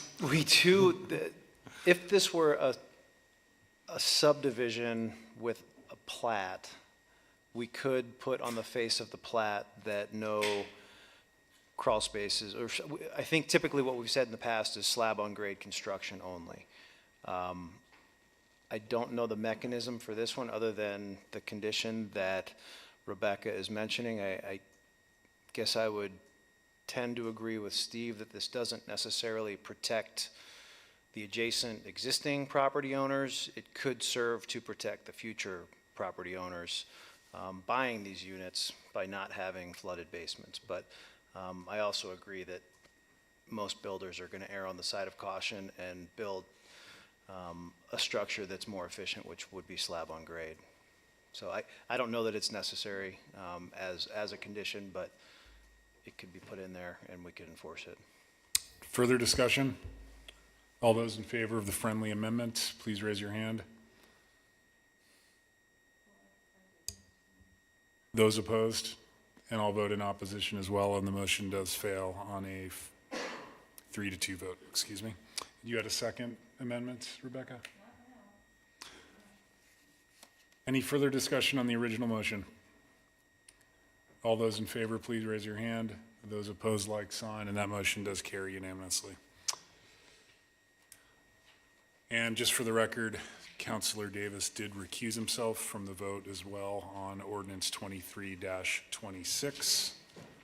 And the reason I did vote against that friendly amendment, just for your edification, Rebecca, and the public's, is I agree with Steve that it's adequately covered under the public works standards when it goes to preliminary plat. Welcome back.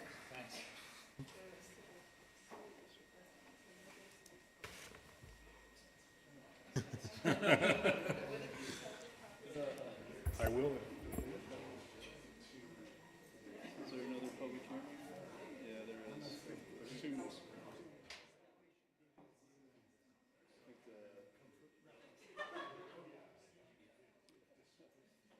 People aren't really very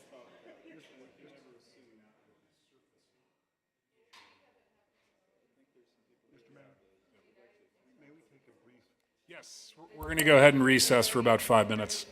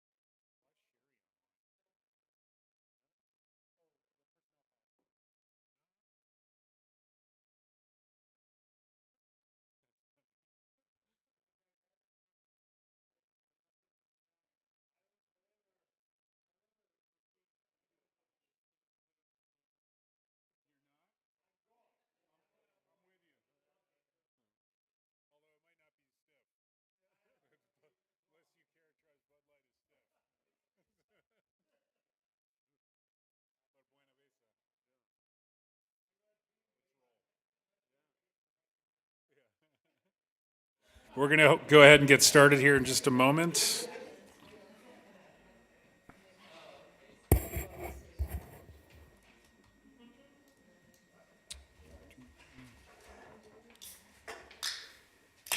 Good to go, Jake? Yep. Okay. We're going to move on to item 6D of our agenda, which will be Resolution 23-38, a resolution to annex and incorporate within the boundaries of the city by petition and consent of the property owner approximately 2.33 acres of land known as 270 Lake Park Lane in Section 26, Township 31 North, Range 26 West in Whitefish, and to zone the property to WR2, which is our two-family residential district, subject to two conditions based on the findings of fact in the staff report. Good evening. Good evening. Yeah, as you said, so Lake Park Lane LLC is petitioning to annex and rezone. The address is 270 Park Lane. Currently in the county, it's zoned R4, which is their two-family residential zone. And this would be, the proposed zoning would be WR2, which is our two-family residential zone. And the two conditions recommended is that a 10-foot right-of-way along Lake Park Lane, directly adjacent to the northern property line, would be dedicated to the city. And then a 20-foot right-of-way and a 10-foot public access utility easement along the western edge of the Salmon Run must be dedicated to the city as well. So surrounding the property is WR2 to the east and west, and that's in the city. And then there's county zoned R4 to the north and south. Again, the property is 2.325 acres. It is located near city services.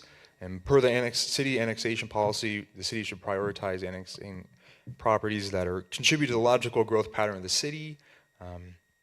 This contributes, as you know, it's currently touching city on two sides. It would create an island of county to the south, and it isn't within the urban growth boundary.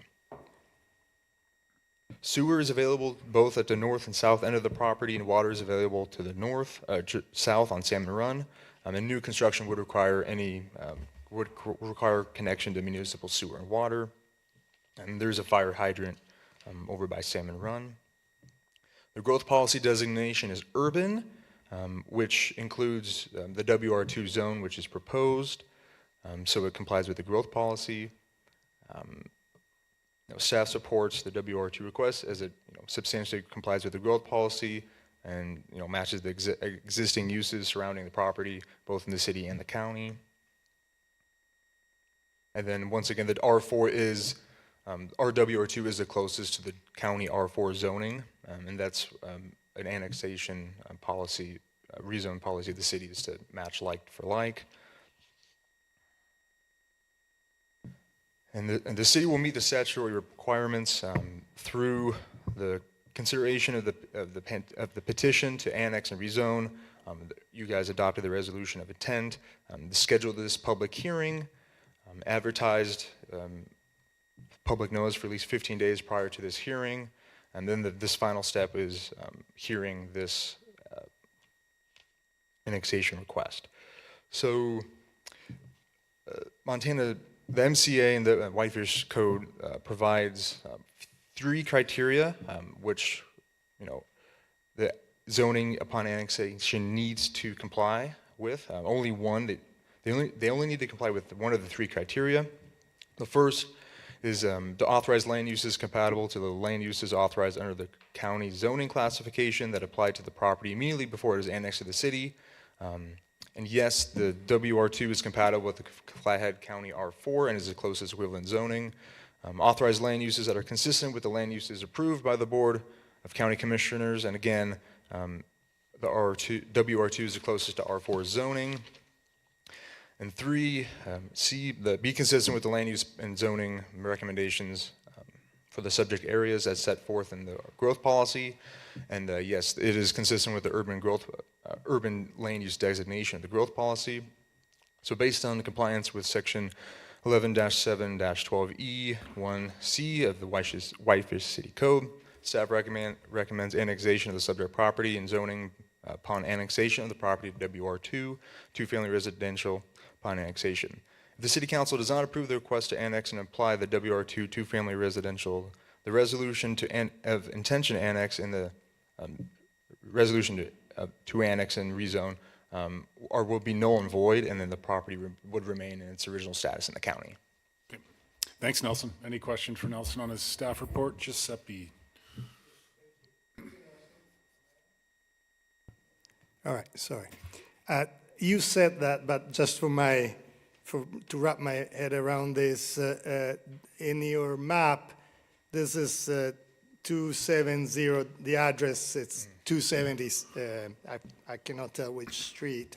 South of it, if this is, actually, yes, south of it is 243.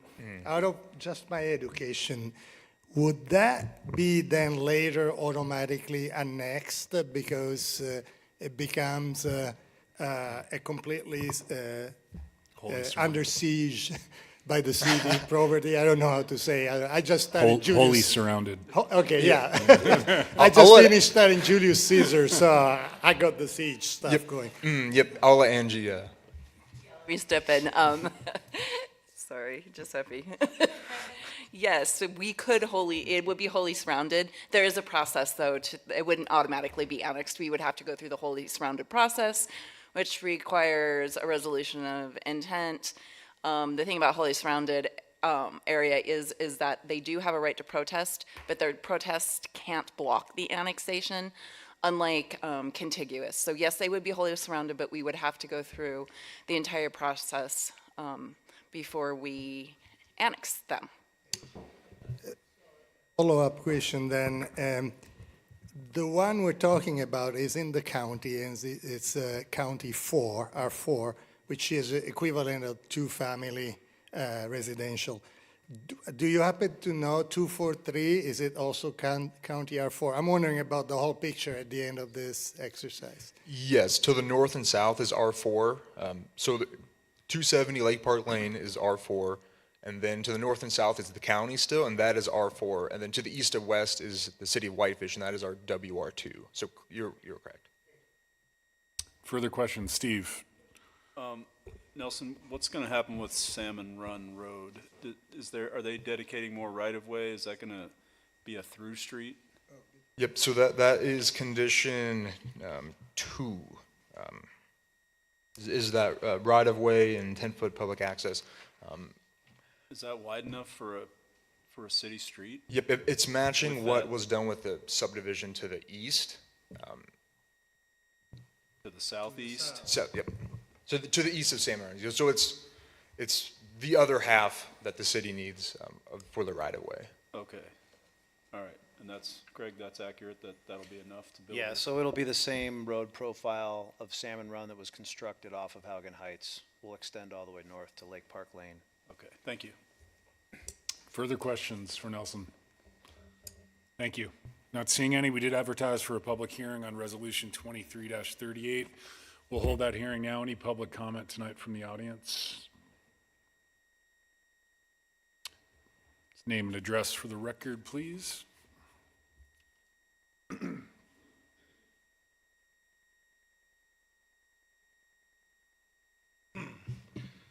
Doug Kaufman, TDH Engineering, 450 Corporate Drive, Kalispell, and we're providing technical services for Lake Park Lane LLC on this project. Pretty straightforward. What you see is what you get. The client is amenable to both the proposed conditions, and we're here to answer any questions if you have any. Great. Other than that, thank you. Thanks, Doug. Any questions for Doug, the applicant's representative? Not Just confirming, we're not looking at a project, right? We're looking at a zone. Just the annexation zone. request. So, It's thank just the you. first step. Yep. It's premature to even think about a project at this point until we get in. Then we can actually get the services. Thanks, Doug. I'm going to go ahead and close the public hearing and turn it back to the council for preferably a motion. Steve? I recommend we approve Resolution 23-38, resolution annexing the property we just discussed. Is there a second to the motion? Seconded by Councilor Norton. Further discussion? All those in favor, please raise your hand. Those opposed, like sign, and that motion does carry unanimously. Thanks, Nelson. We'll move on to item 6C of our agenda, which will be ordinance 23-7. consolidating the Board of Adjustment, Planning Board, and Zoning Commission into a single Community Development Board per Senate Bill 130, and I won't repeat the rest of the information for brevity's sake. Dave. Good evening. So yeah, as John mentioned, this is a zoning text amendment in several sections of the code, both in the zoning, floodplain regulations, as well as in the general city boards and members standards. And so with Senate Bill 130 gives us the opportunity to consolidate some of our boards. As you know, we often have issues with filling out boards, getting people to apply for our different volunteer boards, including the Board of Adjustment and the Planning Board. Our Planning Board has been down a member for several months, and we haven't been able to get anyone to apply for an open position. This gives us an opportunity to consolidate these boards into one board that has the role of a planning board, or a zoning commission, which makes decisions based on where zoning should occur in the city, and is able to give recommendations to the council on those things, as well as a Board of Adjustment, which hears variance requests to the zoning code, as well as appeals to zoning administrator decisions. And so this combines those three boards into a single board, which would be called the Community Development Board. And in order to create that board, we had to do quite a bit of changes.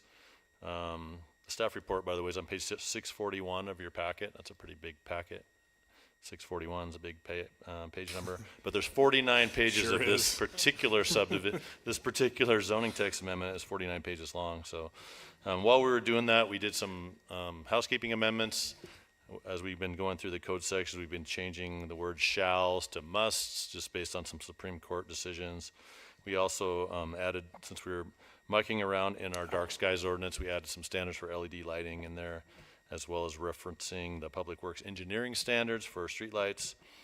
And then we did some revisions to our zoning compliance permit chapter, since we have changes coming to our business licensing based on some of the new legislative bills that are coming. We're modifying our zoning compliance permit to apply to any new changes of use that don't require a building permit. We'll have to get a zoning compliance permit so we can review their parking and whether their use is permitted in those zones. So just a quick summary of the changes. At the beginning of the code, we have the section that talks about the Board of Adjustment. All that has been repealed, that entire chapter with regard to the membership and duties of that board. We had to make some modifications to the Architectural Review Committee, talking about just changing everywhere it says Planning Board to to Community Development Board. So that's, the majority of this is pages that reference those things that have changes. And then within the makeup of this new Community Development Board, we're basically keeping it very similar to the Planning Board with 7 members. It's just going to be, basically they'll be putting on different hats when they have to review a variance. And all that stuff. Basically, the way the code is laid out is directly from the current state law with regard to those types of boards, both the zoning commission, the planning board, and the Board of Adjustment. And so basically the membership will be 7 members. There'll be 1 member appointed by the council. And by the way, we did have a work session where we kind of talked about this stuff in June, and we went based on your guys' direction on how you wanted this board to be set up. So 1 member that'll be a city councilor, and 1 Flathead County citizen or resident of the county, and then 5 citizen members. So that's kind of the gist of that board. There's some other just minor changes that we kind of threw in there as we're going through stuff. We had some language that we added about mixed-use buildings within that mixed use, based on that interpretation where we looked at that property on Highway 93 and 40, that anything in a mixed-use building must be listed in either the permitted or conditional uses. Generally, most of the other changes are, again, just housekeeping things. As I mentioned, we changed the lighting chapter just to add some references to LED lighting and how those things should be reviewed. And then that whole section on zoning compliance permits, as I mentioned, we just took out a bunch of language in there that applied to other things that didn't necessarily apply to, and then modified that so it specifically applies to uses that are being changed, and we added a definition of what that is. And so basically, a use is considered changed when it's converted from one type of use to another, or a different type that has different development standards or parking requirements. For example, retail space changing to a restaurant or office space, a commercial space changing to residential use, or the changing of a residential use to a residential short-term rental. And so anytime the parking requirements change on, the type of use or the general use category, that's when it would trigger this zoning compliance permit. So that's kind of the overview of this. This did go to the Whitefish Planning Board on October 19th. They held a public hearing, nobody spoke, and the board unanimously recommended approval, and staff also recommends approval. Thanks, Dave. Glad We'll to answer start your with questions. Giuseppe. Yes, a comment and maybe one or two questions. The comment is that I wrote some of my concerns about this big decision tonight, and I'd like to keep them on the record. I'm not going to rehash them. I was concerned about such a big change to be discussed. I know it's 2 readings. Am I correct? This will be 2 readings? Okay. But they're on the record. My questions are, some are practical and some are educational. Say we approve it tonight and say the next city council gets confirmed through the consent agenda. When will that become law? So, December 20th? December 20th. So will that require new appointments of every single member of the Development Community Board? Yeah, the current planning board would need to be. Will cease to exist as of December 20th, if we Correct. approve it, correct? Yeah, that's why, we're currently starting to advertise for that board and encouraging the people that are on the Board of Adjustment and the planning board and anyone else in the community that might want to apply to put their application in. Okay, thank you. And the other one is just educational. What happened to all the capitals letters? The city council is now lowercase, community development board is lowercase, but the zoning administrator is uppercase. Oh, I did that on purpose. No. So we're trying to be consistent with the rest of the code of ordinances, and the entire code in every chapter, the city council, planning board are all lowercase. And they're, except for in the chapter in the zoning code where it talked about variances and conditional use permits. And so we were just trying to be consistent with, rather than changing the entire code or just having it in certain areas, we were just trying to keep it consistent with the rest of the code. Further questions for staff? Ben? By the way, Giuseppe, I don't know if I missed an email, but I don't think I ever read any feedback from you on this, just so you know. Or maybe I missed it. Or did you submit something? Oh, I sent it to Angie and Dana and Dave and Steve as the chair of the planning board, and you're correct. I didn't copy you because I didn't want to write to a quorum, unless I blind copied you. right on. Yeah. As a former member of the Board of Adjustments, I would say that, which is a board that never meets seemingly, and it's probably hard to get people on it, I would see this as a welcome change. I am minorly, just to confirm my understanding of it though, so the variance, the rulings on variances are binding from this board. Everything else is. Everything else would be continues to recommendations to remain the a city recommendation council. to council. Yep. Okay. But what does the future bring with this? Does the future see more binding decisions at this board? Or is that in state law? Is there something coming with state law on that, or is this going to remain the way it is for now? I mean, I can defer to Angie on that. I don't think it's going to change significantly. I mean, the board, anything they're ruling on with regard to appeals or variances will be binding, and everything else will be ultimately the city council. Thank you. Steve? Just a quick question about the meeting requirements. Will Board of Adjustment agenda items just be rolled into the monthly planning board meeting then? That seems the most convenient. Okay. Further questions for Dave? Not seeing any. We did advertise for public hearing on ordinance 23-27. We'll hold that public hearing now. Any public comment tonight? Any public comment? Yes, sir. Okay. Michelle, anyone online wishing to provide comment? I'll go ahead and close the public hearing and turn it back to the council for a motion. Make a motion, Mr. Mayor, to approve ordinance 23-39. ordinance consolidating the planning board, and a lot of other zoning stuff. Believe that would be 27.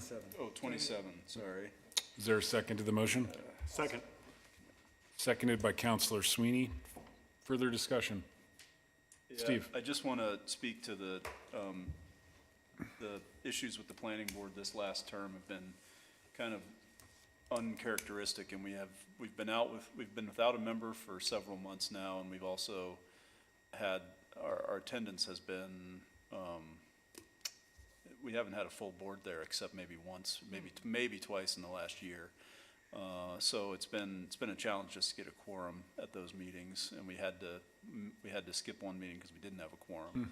So I think melding these two boards is really the right thing to do, and I would like to put it out there to anybody who wants to serve. This will be a really good board to serve on, and we're going to be doing the most important work this city can do for the in this next year when we look at establishing a new growth policy. So anybody listening online, if you have any interest in the future of our city, this is the board to apply for.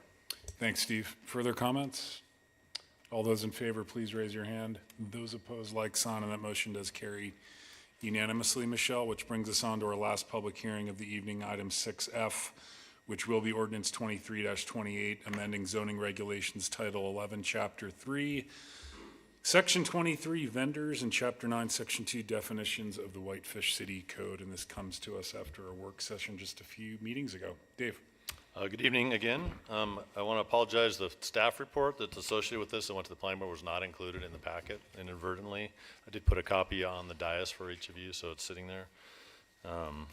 So basically, we had a work session with you guys on September 5th where we talked about our food vendor regulations. We've been, for the last 10 years or so, we've had specific regulations in place that have had some, pretty stringent restrictions on food vendors, limiting their hours of operation, limiting the number of vendors per zone, prohibiting outside seating, and then, making it a long process when they apply to have to notify all the neighboring property owners, put ads in the paper, and all that stuff. So based on the recommendations that you guys gave us at that work session, we provided some recommendations on a zoning text amendment that would eliminate the food vendor limit of 5 vendors per commercial zoning district, eliminate the noticing requirements and the ad in the paper. It would remove limits on hours of operation. It would eliminate the ban on outdoor seating near vendors, so now they could put a picnic table up, which we believe would help reduce litter throughout the community, where they don't have a place to sit and eat. Typically people walk with their food in their whatever container it's in, and if there's not a garbage can handy, sometimes it ends up scattered around the city. This would clarify fire and building code inspections that are required. We're also adding a requirement that a propane gas detector is required if there's any inside cooking with propane. We did have an accident in the community where a food vendor truck blew up and people were severely injured. So we're gonna make sure that that's something that each vendor is required to have. And we also, currently require a building inspector to look at any kind of vending unit to make sure if they're cooking in there, it meets all the state building code requirements. And then if someone wants to do more than one vendor on a lot, for instance, some kind of a food vendor court, then we've created a conditional use permit requirement that we'd be able to review that, make sure it meets all our requirements, and have an opportunity to let the community know about it in that situation. So that's the gist of the changes. I'm not going to really go through them all in detail. I assume that you guys have read it, but I'd be glad to answer any questions. Thanks, Dave. Any questions for Dave on his staff I will say report? that I forgot to mention it did go to the planning board on October 19th for a public hearing, and it was with a minor change was added by the planning board, and so they added some language with regard to the trash receptacles. There's a section under C that talks about prohibited conduct and no vendor will, and it says sell food or beverages for immediate consumption unless he or she has available for public use. It did say a garbage can, which is available for patrons use, and they added it to say a garbage can maintained by the vendor within 10 feet of the service window. And so that's the change that the planning board is recommending. Apart from that, they did recommend approval. There was a public hearing. We had a couple of comments from some people in support of the change. Great. Thanks, Dave. Any questions for Dave? Frank? I guess kind of point of order, almost routine. Given that this did not get, your staff report did not get included in the packet for public consumption, are we in a position where we need to table this to allow for that to be published and then have public? I mean, it was included in the planning board packet. It was. The Okay, ordinance was included in there, the summary of what the planning board did was included in the packet. Okay. And just that document wasn't in there. Okay. I wanted to make sure that this was out there and had been out there so public consumption could get to it. Yeah, Frank, I'd also add that, staff reports are just done for the convenience of council. They're not required. So I think the info was definitely out there, especially given the fact we had a work session on it. So. Okay. I will go to my favorite question about this whole thing. What are we, the trash can within 10 feet of the service window, just fine. My question is given the nature of these businesses and the problems we've had in the past, Dave, how are we going to have any further assurances that we won't have the same problem of the trash walking away from the site or wherever the vendor is and ending up on our sidewalks? And then who's responsible for taking care of it? I mean, I don't think it's different than any other kind of trash. I mean, people need to be, considerate when, they're throwing anything away and find trash cans, I mean, I think some of the issues have been just the late night vendors and the types of food people are giving, handing out to people and what type of wrappers they have. And if there's no garbage available, I mean, there's just some people are irresponsible late at night, but I don't know how we regulate that in any way, shape or form in our community, other than providing enough trash receptacles community-wide that people have places to throw stuff away. And I appreciate that. And then the other question, the follow-on question is, okay, if that's the case, all the brick and mortar businesses downtown are contributing to the cleaning of the streets and the washing of the sidewalks. Are these vendors going to be required to make similar contributions? I mean, they are required in this ordinance to, clean up their site at the Okay. end of their, whenever they move it off of there and make sure there's no garbage and trash on there. And it's part of the ordinance. It's been in this since we adopted it, 10 years ago. But my question is that that's true of all the vendors or all the brick and mortar businesses downtown.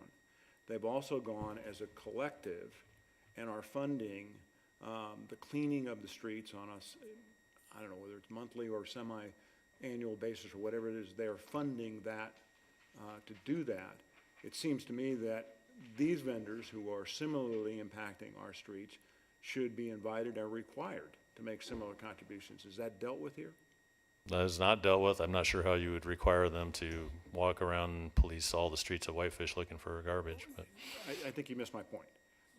The requirement of the downtown businesses, they have all gone together and chipped in and with the city.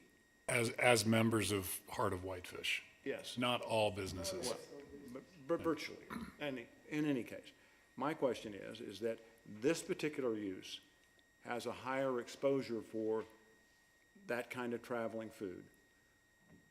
Are these vendors in any way, shape, or form going to contribute to and support the cleaning of these sidewalks? Yeah, I mean, I don't know how we make that a zoning regulation that they clean all the sidewalks of the city. We can require them to clean up their site and be responsible for their particular lot. But, it'd be up to each individual vendor if they wanted to go above and beyond that. What I'm suggesting is that they should be required to participate with the Heart of Whitefish in the cleaning of the streets, so that each vendor is taking on the same responsibilities for the downtown sidewalks that the other vendors or other members of the Heart of Whitefish are taking on. I think that would probably be voluntary, Frank, like it is with the businesses in the Heart of Whitefish right now. I think we could reach out to the Heart of Whitefish, but I don't know that we could require them to participate because the other businesses that do participate aren't required to. It's just something that they've done through the Heart of Whitefish. Giuseppe, then Rebecca. Just a clarifying question to Frank, to better understand Frank's point. We already have regulations about food vendors. And am I correct that the red lining here is what we're changing from the existing ordinance? Yeah, that's the new stuff is red. Okay, we're not changing the requirements for obligations towards cleaning the streets. I mean, it wasn't there before, and it's not there now. Are you suggesting that as we're working on this ordinance, we add a requirement that wasn't in place before? Giuseppe, the history of this ordinance, or the original ordinance, and our restrictions on food vendors downtown was based almost solely on the mess that was left after the vendors were downtown. And so that's the history of this. And so what I'm trying to address, or seeing if there's a way we can address this issue to make this thing seamless, and making sure everybody's participating in supporting their businesses and how they are supported by downtown, is to suggest that there ought to be some participation here and some commitment on behalf, not just for their site, but because of the nature of their businesses, they are designed for people to be walking away from, as opposed to a brick and mortar, which is designed to have people sit inside and stay on site for the most part and eat. And so you've got there's a different nature as a food vendor in a truck, where you don't provide places for people to sit and be helped and be cleaned up after. I want to make this thing good for everybody. And so that's my suggestion here. That's my concern. And how we address that, I think we've been given some direction on that. But I think that is, if it were me and I was a food vendor, if I wanted this thing to really work as opposed to just take advantage, I think that I would appreciate the invitation and appreciate the opportunity to be a full member of the downtown business community. So that's all I'm suggesting. Okay. Rebecca? I have two questions for Dave. One, you said there's no drive-through allowed. I thought I saw that across from the middle school, that someone had that, but is that just for safety reasons? Yeah, I mean, it's a walk-up type of thing, you know, you don't have Okay. cars driving up to it. And the Or a second. temporary structure, yeah. Okay, and then it says that people have to, let me see, C1, that people have to, they can't park their places there, store, park, or leave any stand overnight unless approved as a food vendor court with an approved administrative CUP for multiple food vendors on site.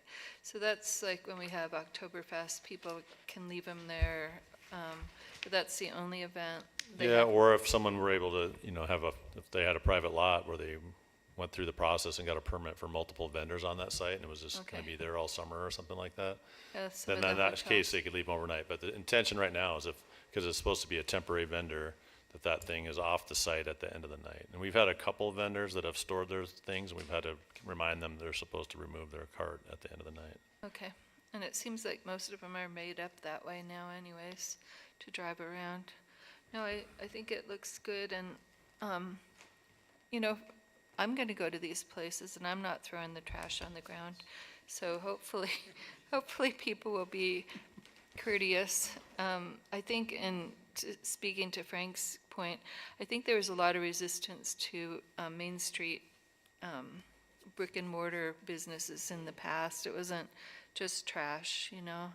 There was competition Point of order, stuff too. Mr. Mayor, just, Oh, yeah. I hate to interrupt you, Rebecca, but this is time to question staff, and those, I want to hear those comments, but we haven't had a public hearing yet, so. Further questions for staff? We did advertise for a public hearing on ordinance 23-28, and we'll hold that hearing now. Any public testimony this evening?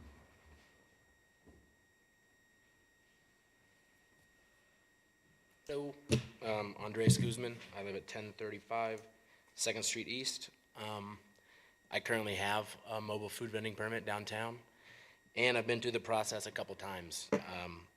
What David's proposing is, all of it's pretty good. I mean, it's just a little bit unnecessarily complicated with the waiting period and stuff compared to Sioux Falls and Kalispell. The seating does mitigate litter. I have been selling food downtown at night for the last 3 years. And I will say that coming to and from, I live just over on 2nd Street. I've served food in front of the VFW. Now I'm in front of the Firebrand. Very minimal. It's probably been like a half a dozen times where I've been walking up to work from my house and I've seen litter. But I can say that most of the times that I've seen it, it's been obvious that the person has sat down and then just walked away from their food. So if they had a place to sit and consume the food, that litter would almost certainly not have existed in the first place. Yeah, you know, just speaking to that specifically, if that was his main contention there, it really has been few and far between that. There has been food or to-go containers left on the floor, or the ground rather. So yeah, I was here at the last meeting and I'm just back to say that I'm absolutely for this, and if you guys have any questions, I have answers because I've been doing this downtown for a few years. Great. Thanks very much. Appreciate your comments. Further public comments tonight?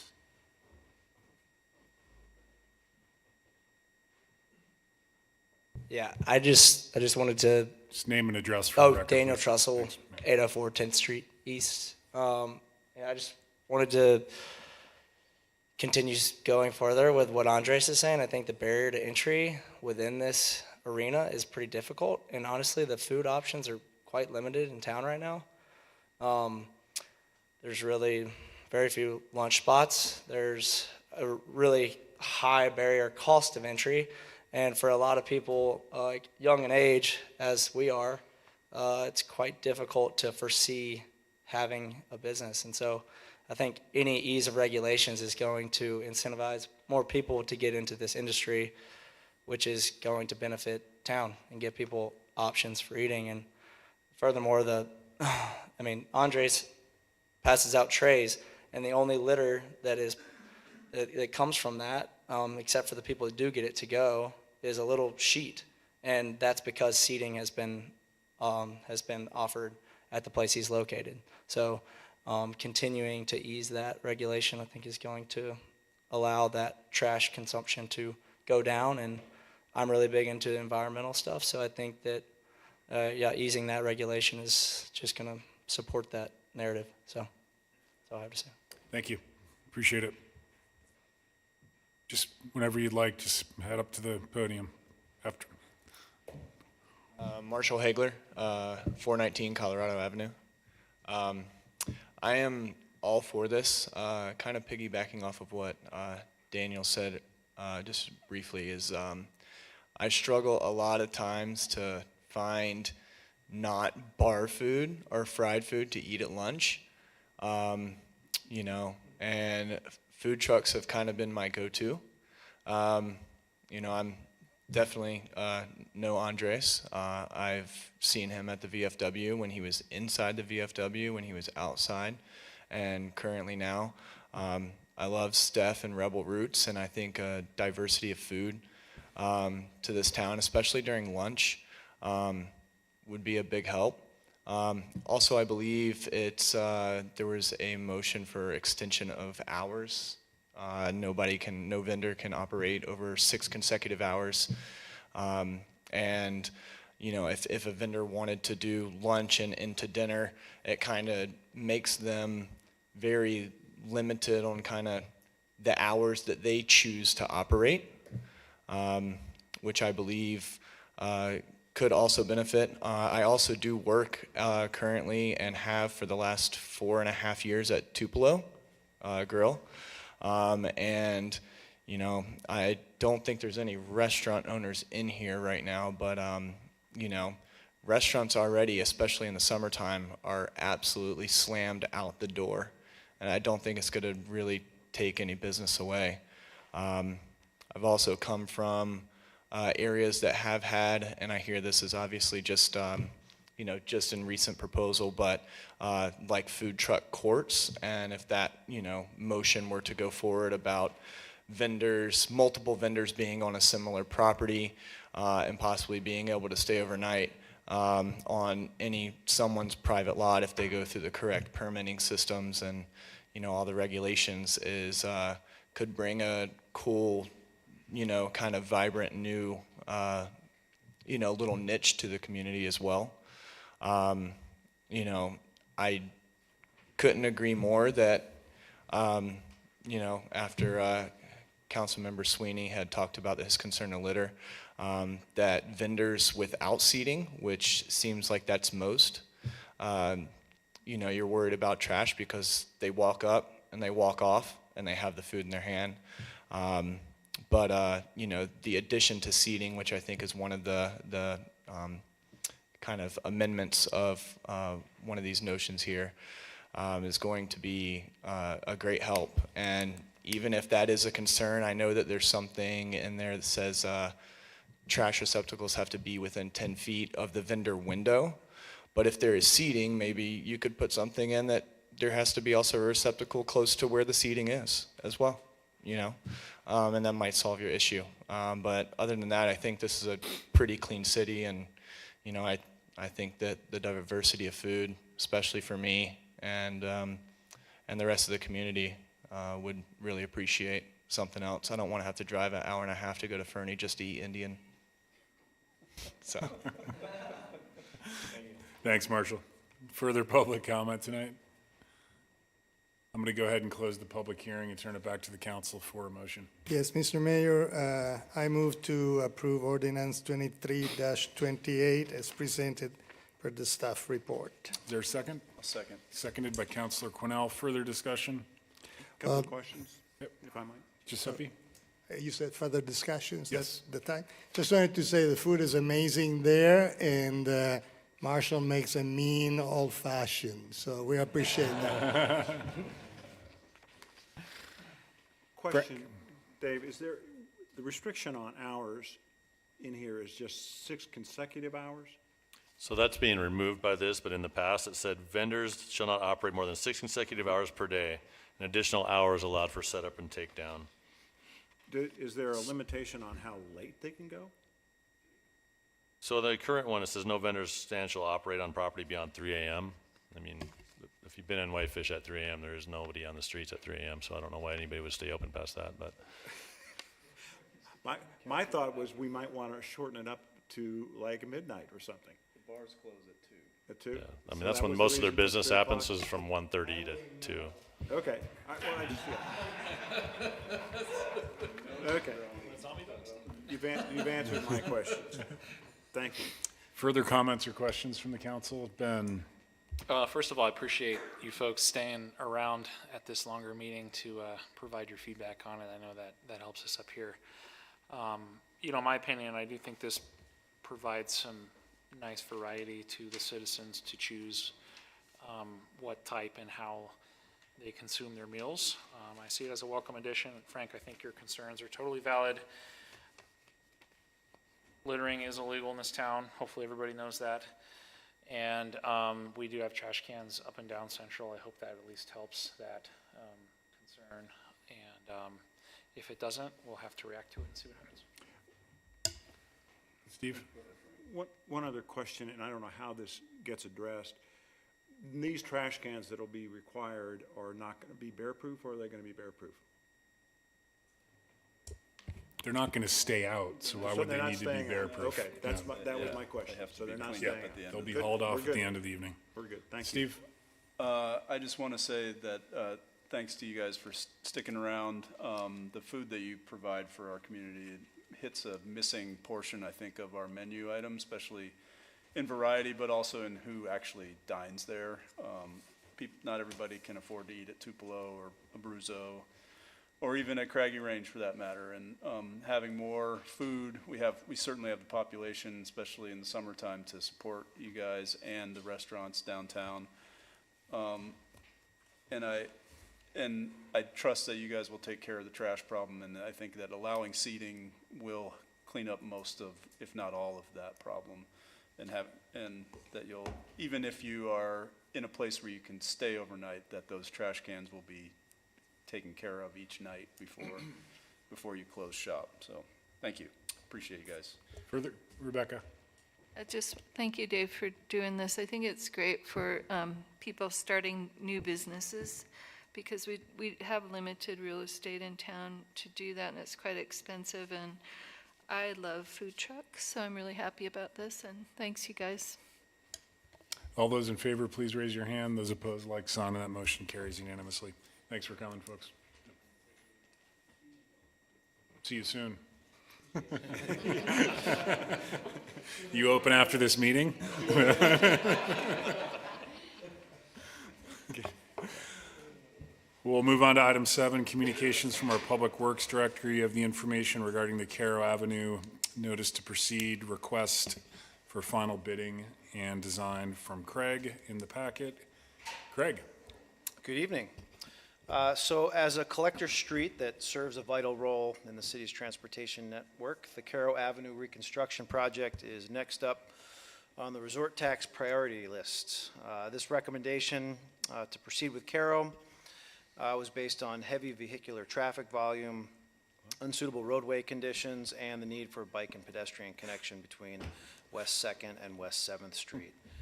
City Council awarded the engineering contract for the project to RPA back in March, and they have since been assisting staff in their extremely professional capacity as usual with public involvement, project management, and providing engineering services on the project.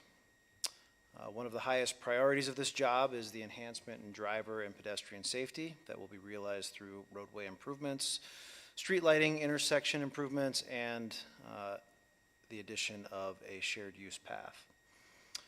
Public outreach on the project began with a website last spring.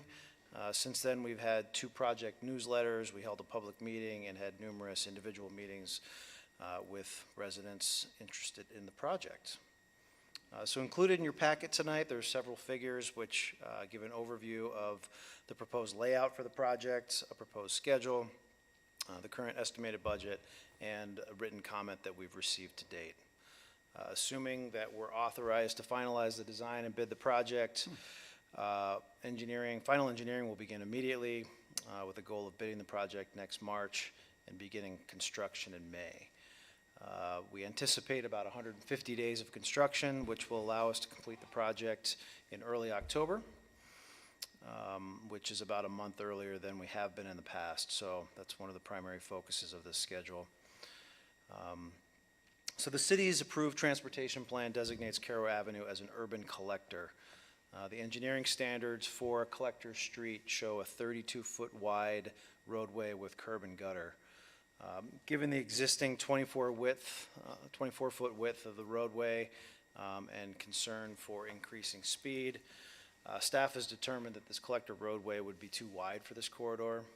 We do this with most projects where we evaluate the engineering standards and then go to the public with some site-specific recommendations. And on this one, we're recommending a reduced width of 28 feet, which is 4 feet narrower than the city standard.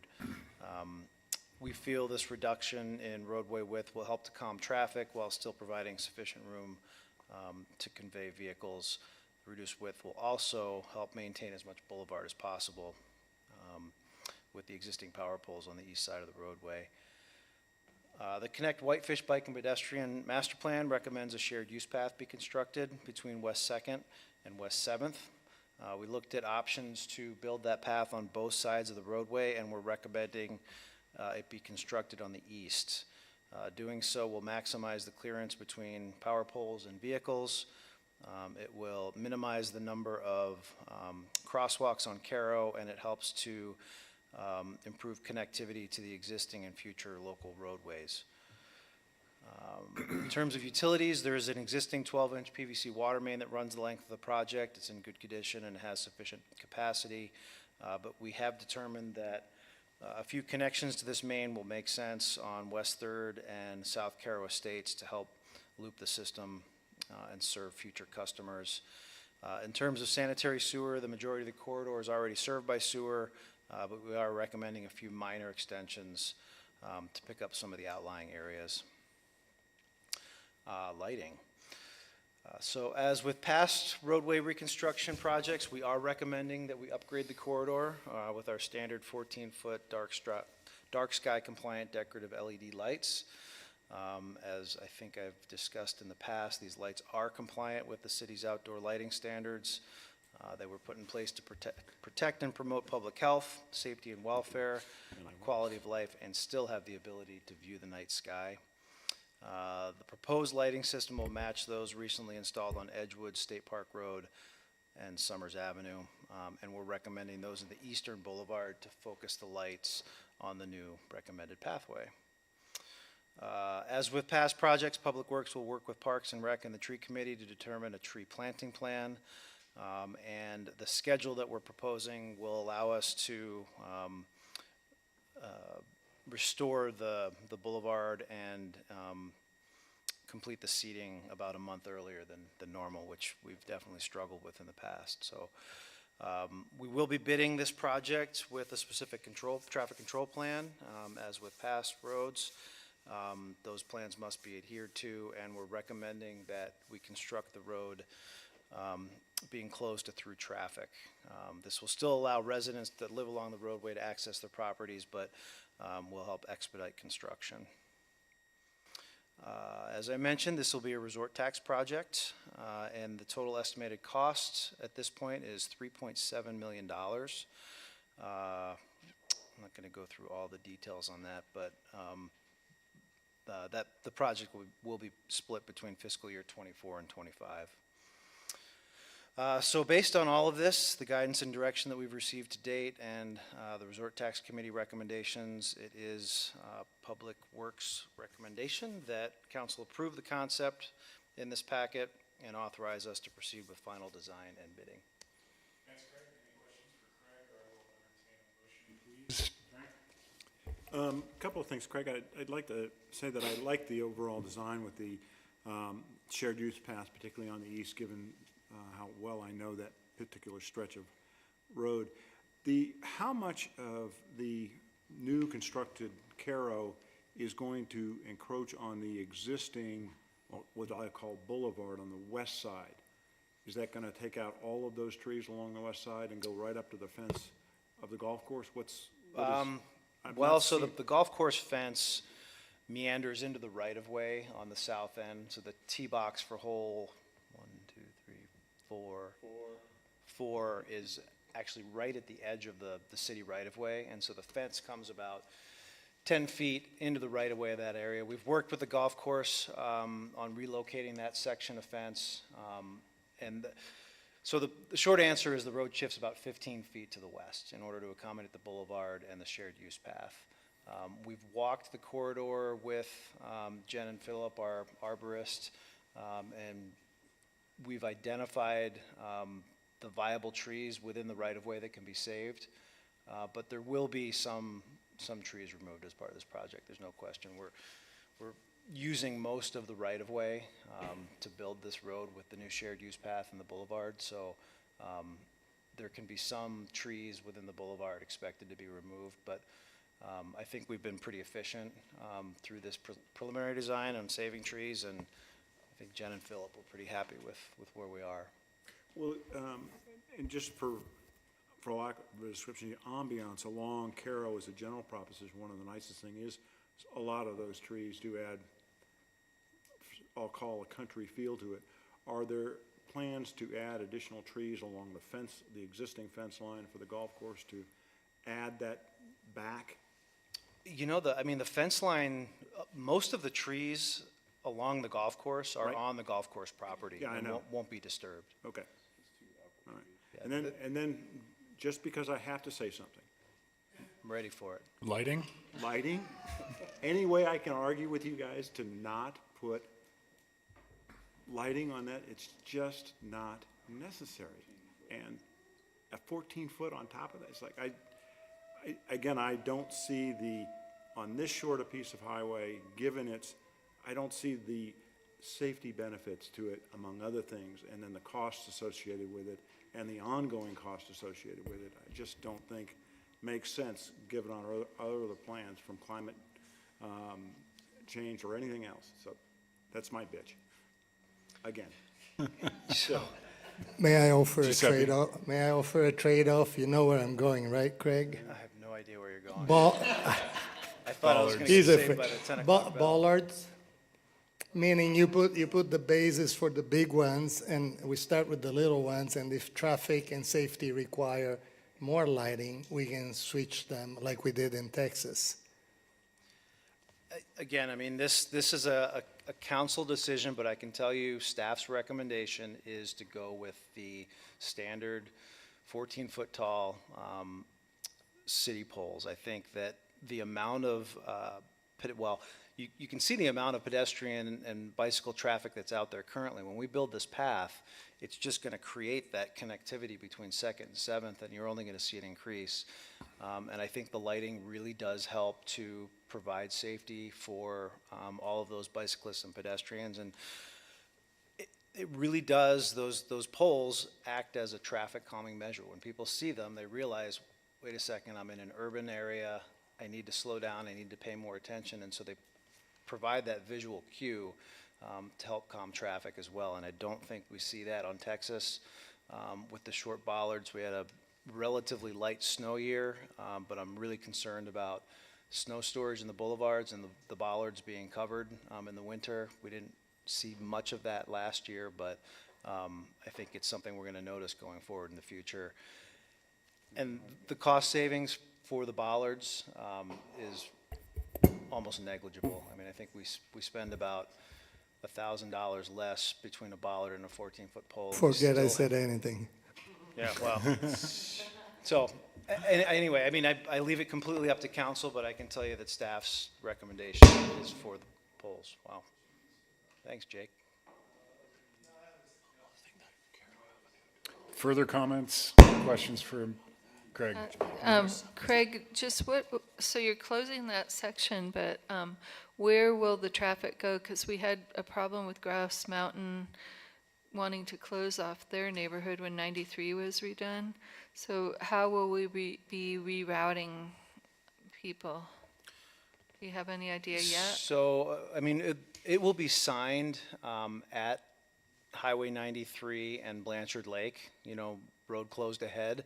But all of that traffic that's, coming northbound is likely going to head east on 7th down to Baker.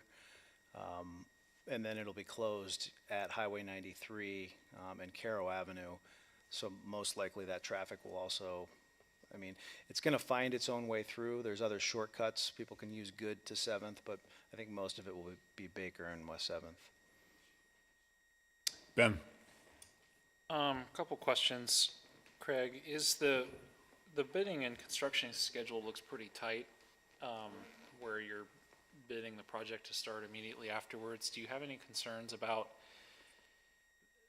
value for the taxpayer, contractors charging more, or not having the materials we need to complete the job as we did previously? Do you have any concerns about that at all? No, not with this project, especially because the utility work is so minimal. The majority of the materials for this project are going to be, roadway, concrete, asphalt, gravel.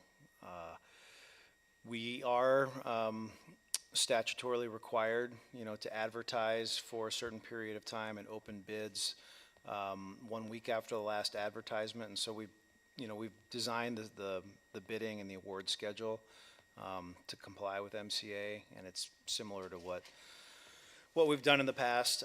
Contractors are going to be well aware of the fact that this project is going to be bid in the spring for construction in the summer. So I think they'll be planning their schedules accordingly as well. I know there's a couple private water lines out there. Does this project have anything to do with correcting that situation? Yeah, so that's one of the water main extensions that we'll be looking at, is that section of West 3rd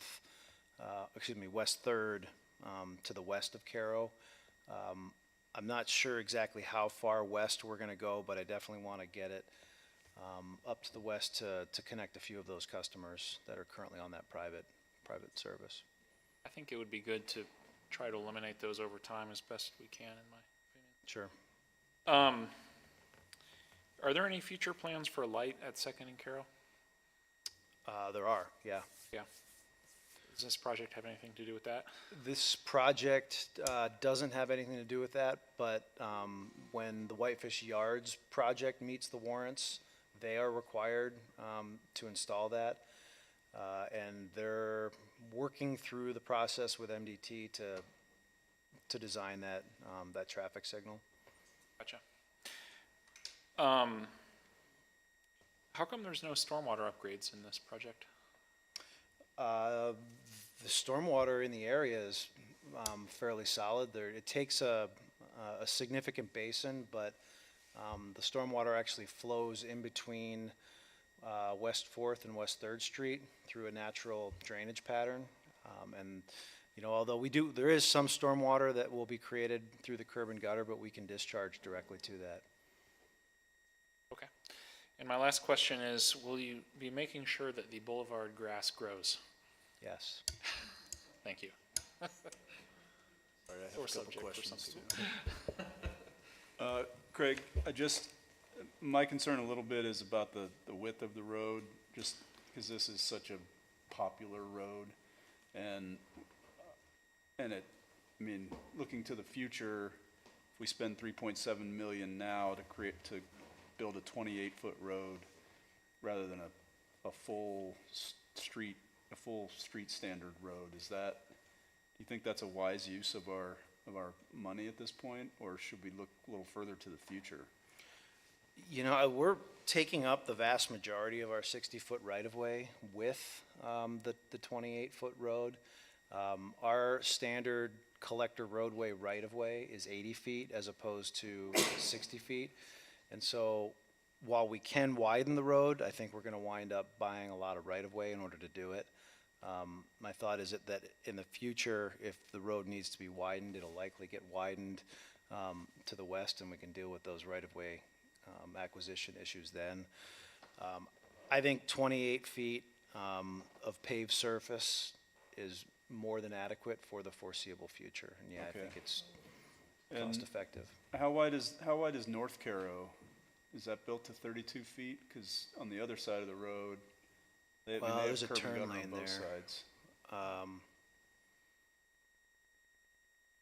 No, it's wider than that, because there is at the intersection, there's a right turn, a left and straight, and then what would be a northbound. So North Carroll is wider.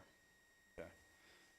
But we have plenty of width at the intersection on the south side of Highway 93. Correct. Yeah. Yeah. I mean, it'll be essentially the same width that it is right now. I mean, the south side of Caro and East Second Street was improved when that phase of Highway 93 was done, and so we'll essentially be matching that existing curb and gutter.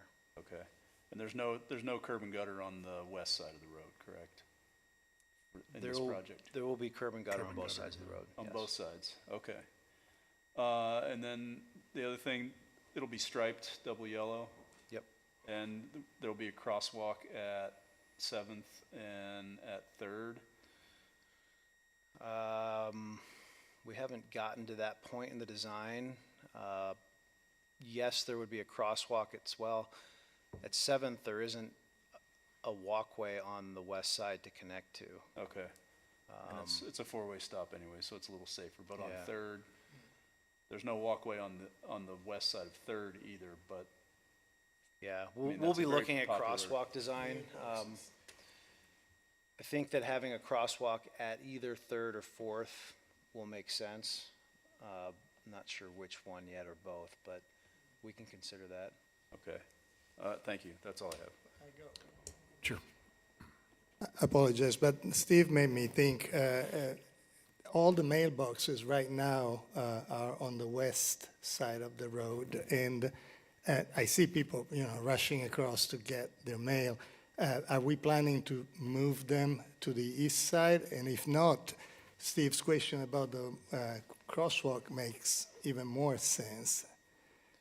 Yeah, we don't have any plans to relocate the mailboxes at this point, but that's a conversation that we typically have with the postmaster during final design. Oftentimes, the postmaster wants to see cluster boxes, which we'll try and incorporate into the design of the project, but they haven't been involved in the project yet. And finally, for the record, and I'm sure you're going to say yes, the money budgeted is money that we have earmarked from the resort tax funds, right? Yes. Thank you. I would entertain a motion. Okay, Rebecca. Mr. Mayor, I move that council respectfully approves the conceptual design for Carroll Avenue and authorize the staff to proceed with final design and bidding. Is there a second to the motion? Seconded by Councilor Quinnell. Further discussion? All those in favor, please raise your hand. Those opposed, like sign. And that motion carries unanimously. Thanks, Craig. You have Dana's report and close with the packet. Unfortunately, Dana had to skip out early tonight. I think Angie's prepared to answer any questions if you do have any. Anything to report on, Ange? Not that I know of. Okay. Ben. This is maybe more of a comment than a question, but I would just say, I was just looking at the goals list here, and probably the number one thing that people bring up to me, citizens, that we don't have in this town is recycling. Right now, the goal is December 2025, just to analyze what to do, and I personally would love to see that be sooner than 2 years from now, but that's just my opinion. Any comments on that? I mean, I imagine we're going to review these goals at least on a quarterly basis. Maybe we waiting for Dana to be back. Yeah. To have that discussion, but I tend to agree. I think, and at our retreat, at our next retreat, which will be hopefully in the spring, that we can dig in on that. I believe Sherry's joined us online. Thanks for being patient. We do have a resolution to consider regarding a revised personnel policy, which will be resolution 23-38. Sherry, will you be presenting this evening? I think Dana was going to present. Can you hear me? We can. Okay. But I'm happy to present. I think a brief presentation would be great, Sherry. Sure. Sure. So we have the personnel policy updates that we've been working on for some time. We had MMIA, who holds our employment practices liability insurance, suggest some changes and updates. And then we also included additional updates that have been working on over the years since the last update. Let me get a little bit further down in my report. There was one specific topic that we sent it out to all of the 3 unions.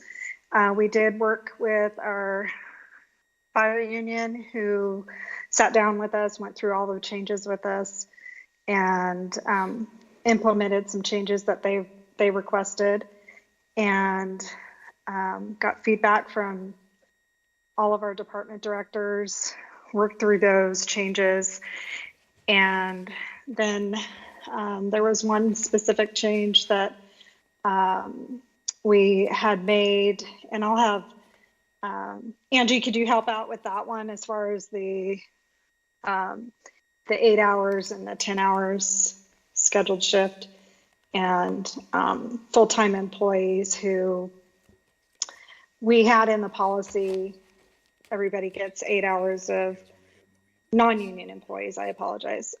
Non-union employees were getting 8 hours holiday pay, and we had some employees that were getting, if they had a regular shift of 410s, getting 10 hours of holiday pay. And it came back to us during this policy update that some people felt that was unfair, that those individuals were getting about 25 hours more holiday pay per year than all other employees who are working the same 2,080 hours per year. So Dana and Angie sat down in a meeting with those individuals, Angie, could you speak to that a little bit? I can, I actually wasn't at that meeting, but, Oh, sorry. oh, no, no worries, no worries, sure. So basically the issue is, do we continue to pay the 10 hours of holiday pay to individuals that work 410s? Or do we pay them 8 hours and make them kind of make up those other 2 hours in different ways through their vacation time, through comp time, or so forth? I did some research on the topic actually, and there's a pretty old, well, it's not old, I can date myself, it's 1989, that's Attorney General opinion, which are not binding, but they're persuasive, that basically says employees are only entitled to 8 hours of pay for non-worked holidays if they are working an alternative schedule, so 410s. Dana reached out, or maybe Sherry did, one of us did, to Kalispell, Bozeman, and Missoula, and they all limit their holiday pay to 8 hours for employees not covered by a CBA, regardless of their regularly scheduled work week. So we kind of thought that this was a call that you folks should make. Dana did provide you some alternative language. This is actually in the holiday portion of the personnel policy. She did, it should be on your dais, some alternative language if you wanted to limit employees who work 10 hours on a holiday to 8 hours of holiday pay. We would recommend that if council decides to use this alternative language, that we do it for new employees hired after you guys pass this personnel policy. Dana did meet with, several employees that are under our policy now where they do get the 10 hours of pay.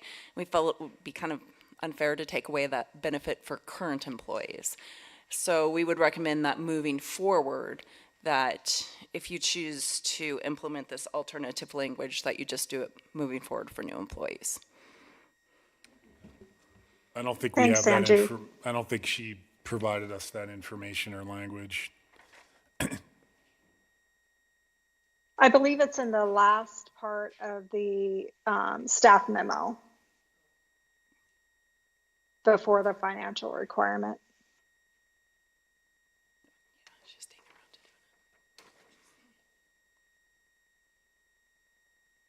Yeah, I see that now, Sherry, thanks. You're welcome. Thanks for doing that too, Angie. So the financial requirement for this personnel policy update, and specifically for this section for the holiday pay, there's very little cost. When I calculated it out, we're talking about $3,700 today. Of course, as wages go up, that changes when you're looking at 25 hours per employee per year of current employees. And that's already in the budget. So is everyone in agreement that we'll honor the existing 10-hour pay for existing employees, and from here on forward, we'll go with 8? Yep.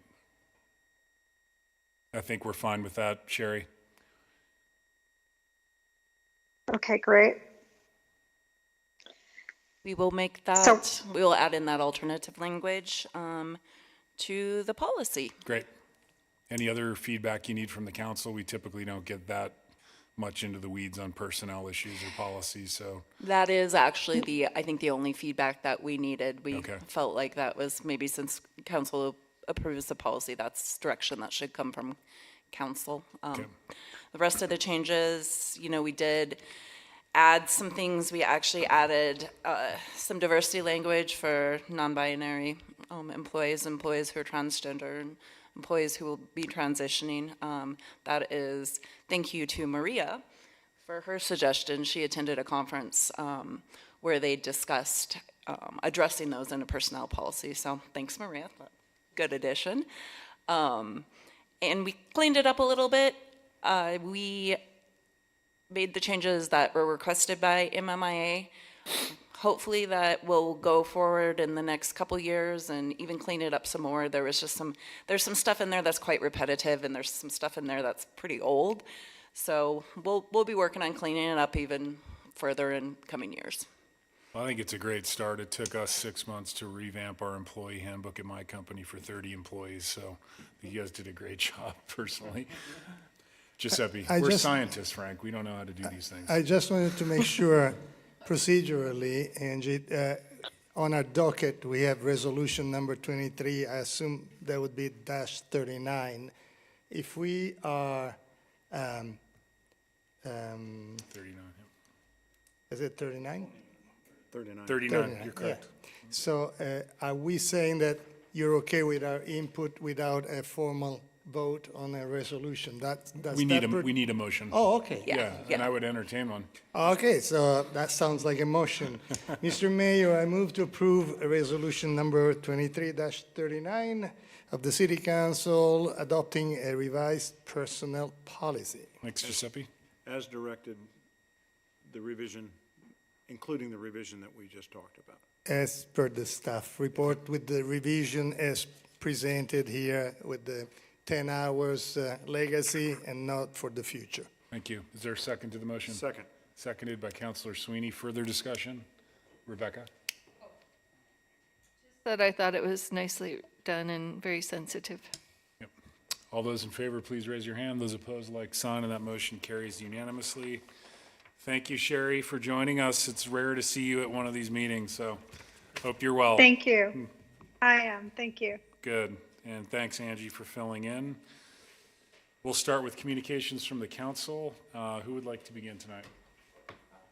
Again, I have no communications. Thank you, Giuseppe. Steve? Nothing from me, thank you. Thank you, Steve. Frank? I will do it if nobody else will. Tomorrow is voting day. Make sure you get your ballots out. Thank you, Frank. Ben? No comments, but good luck to everybody running. Absolutely. Rebecca? Yeah, I talked to Justine, our bear management specialist, and she said we still have bears running around, so still be careful. She's going to try to come in December to give us a grade, kind of like tell us how we've been doing compared to other years.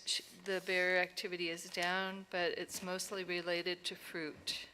So that's a lot better than garbage. And also I talked to Michael, our compliance expert, because we're getting comments about how to deal with people that are not clearing snow and ice from their sidewalks. So now we have a policy that we have a contractor in place that you have to, if it snows, you have to clear the snow by 10 a.m. Staff can correct me if I'm off on this, off your property's sidewalk. Then if someone's failing to do it, then we'll give them 10 days by written notice before the staff can then hire that contractor to clear the snow and ice off your sidewalk, at which point those fees will be attached to your property tax bill. Is that right, you guys? It's pretty close. Okay, what's wrong?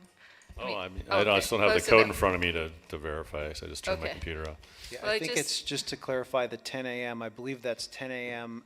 after the snow ceases Oh, to okay, fall. So okay, if it snows until noon, you have until the following 10 a.m. okay. And let's see, also people, you can't just place random signs around town. You have to have a sign permit if you're gonna put a sign up. And we have a ballot box at the city hall, and it's too late to mail the ballot, but it's open from 7 a.m. to 8 p.m. tomorrow. If you mailed it and you don't think it's gonna get there in time, you can go down to Kalispell and fill out a provisional ballot. But hopefully everybody's voting. Thank you. Thanks, Rebecca. Anything further from council, staff? We are adjourned. Thanks.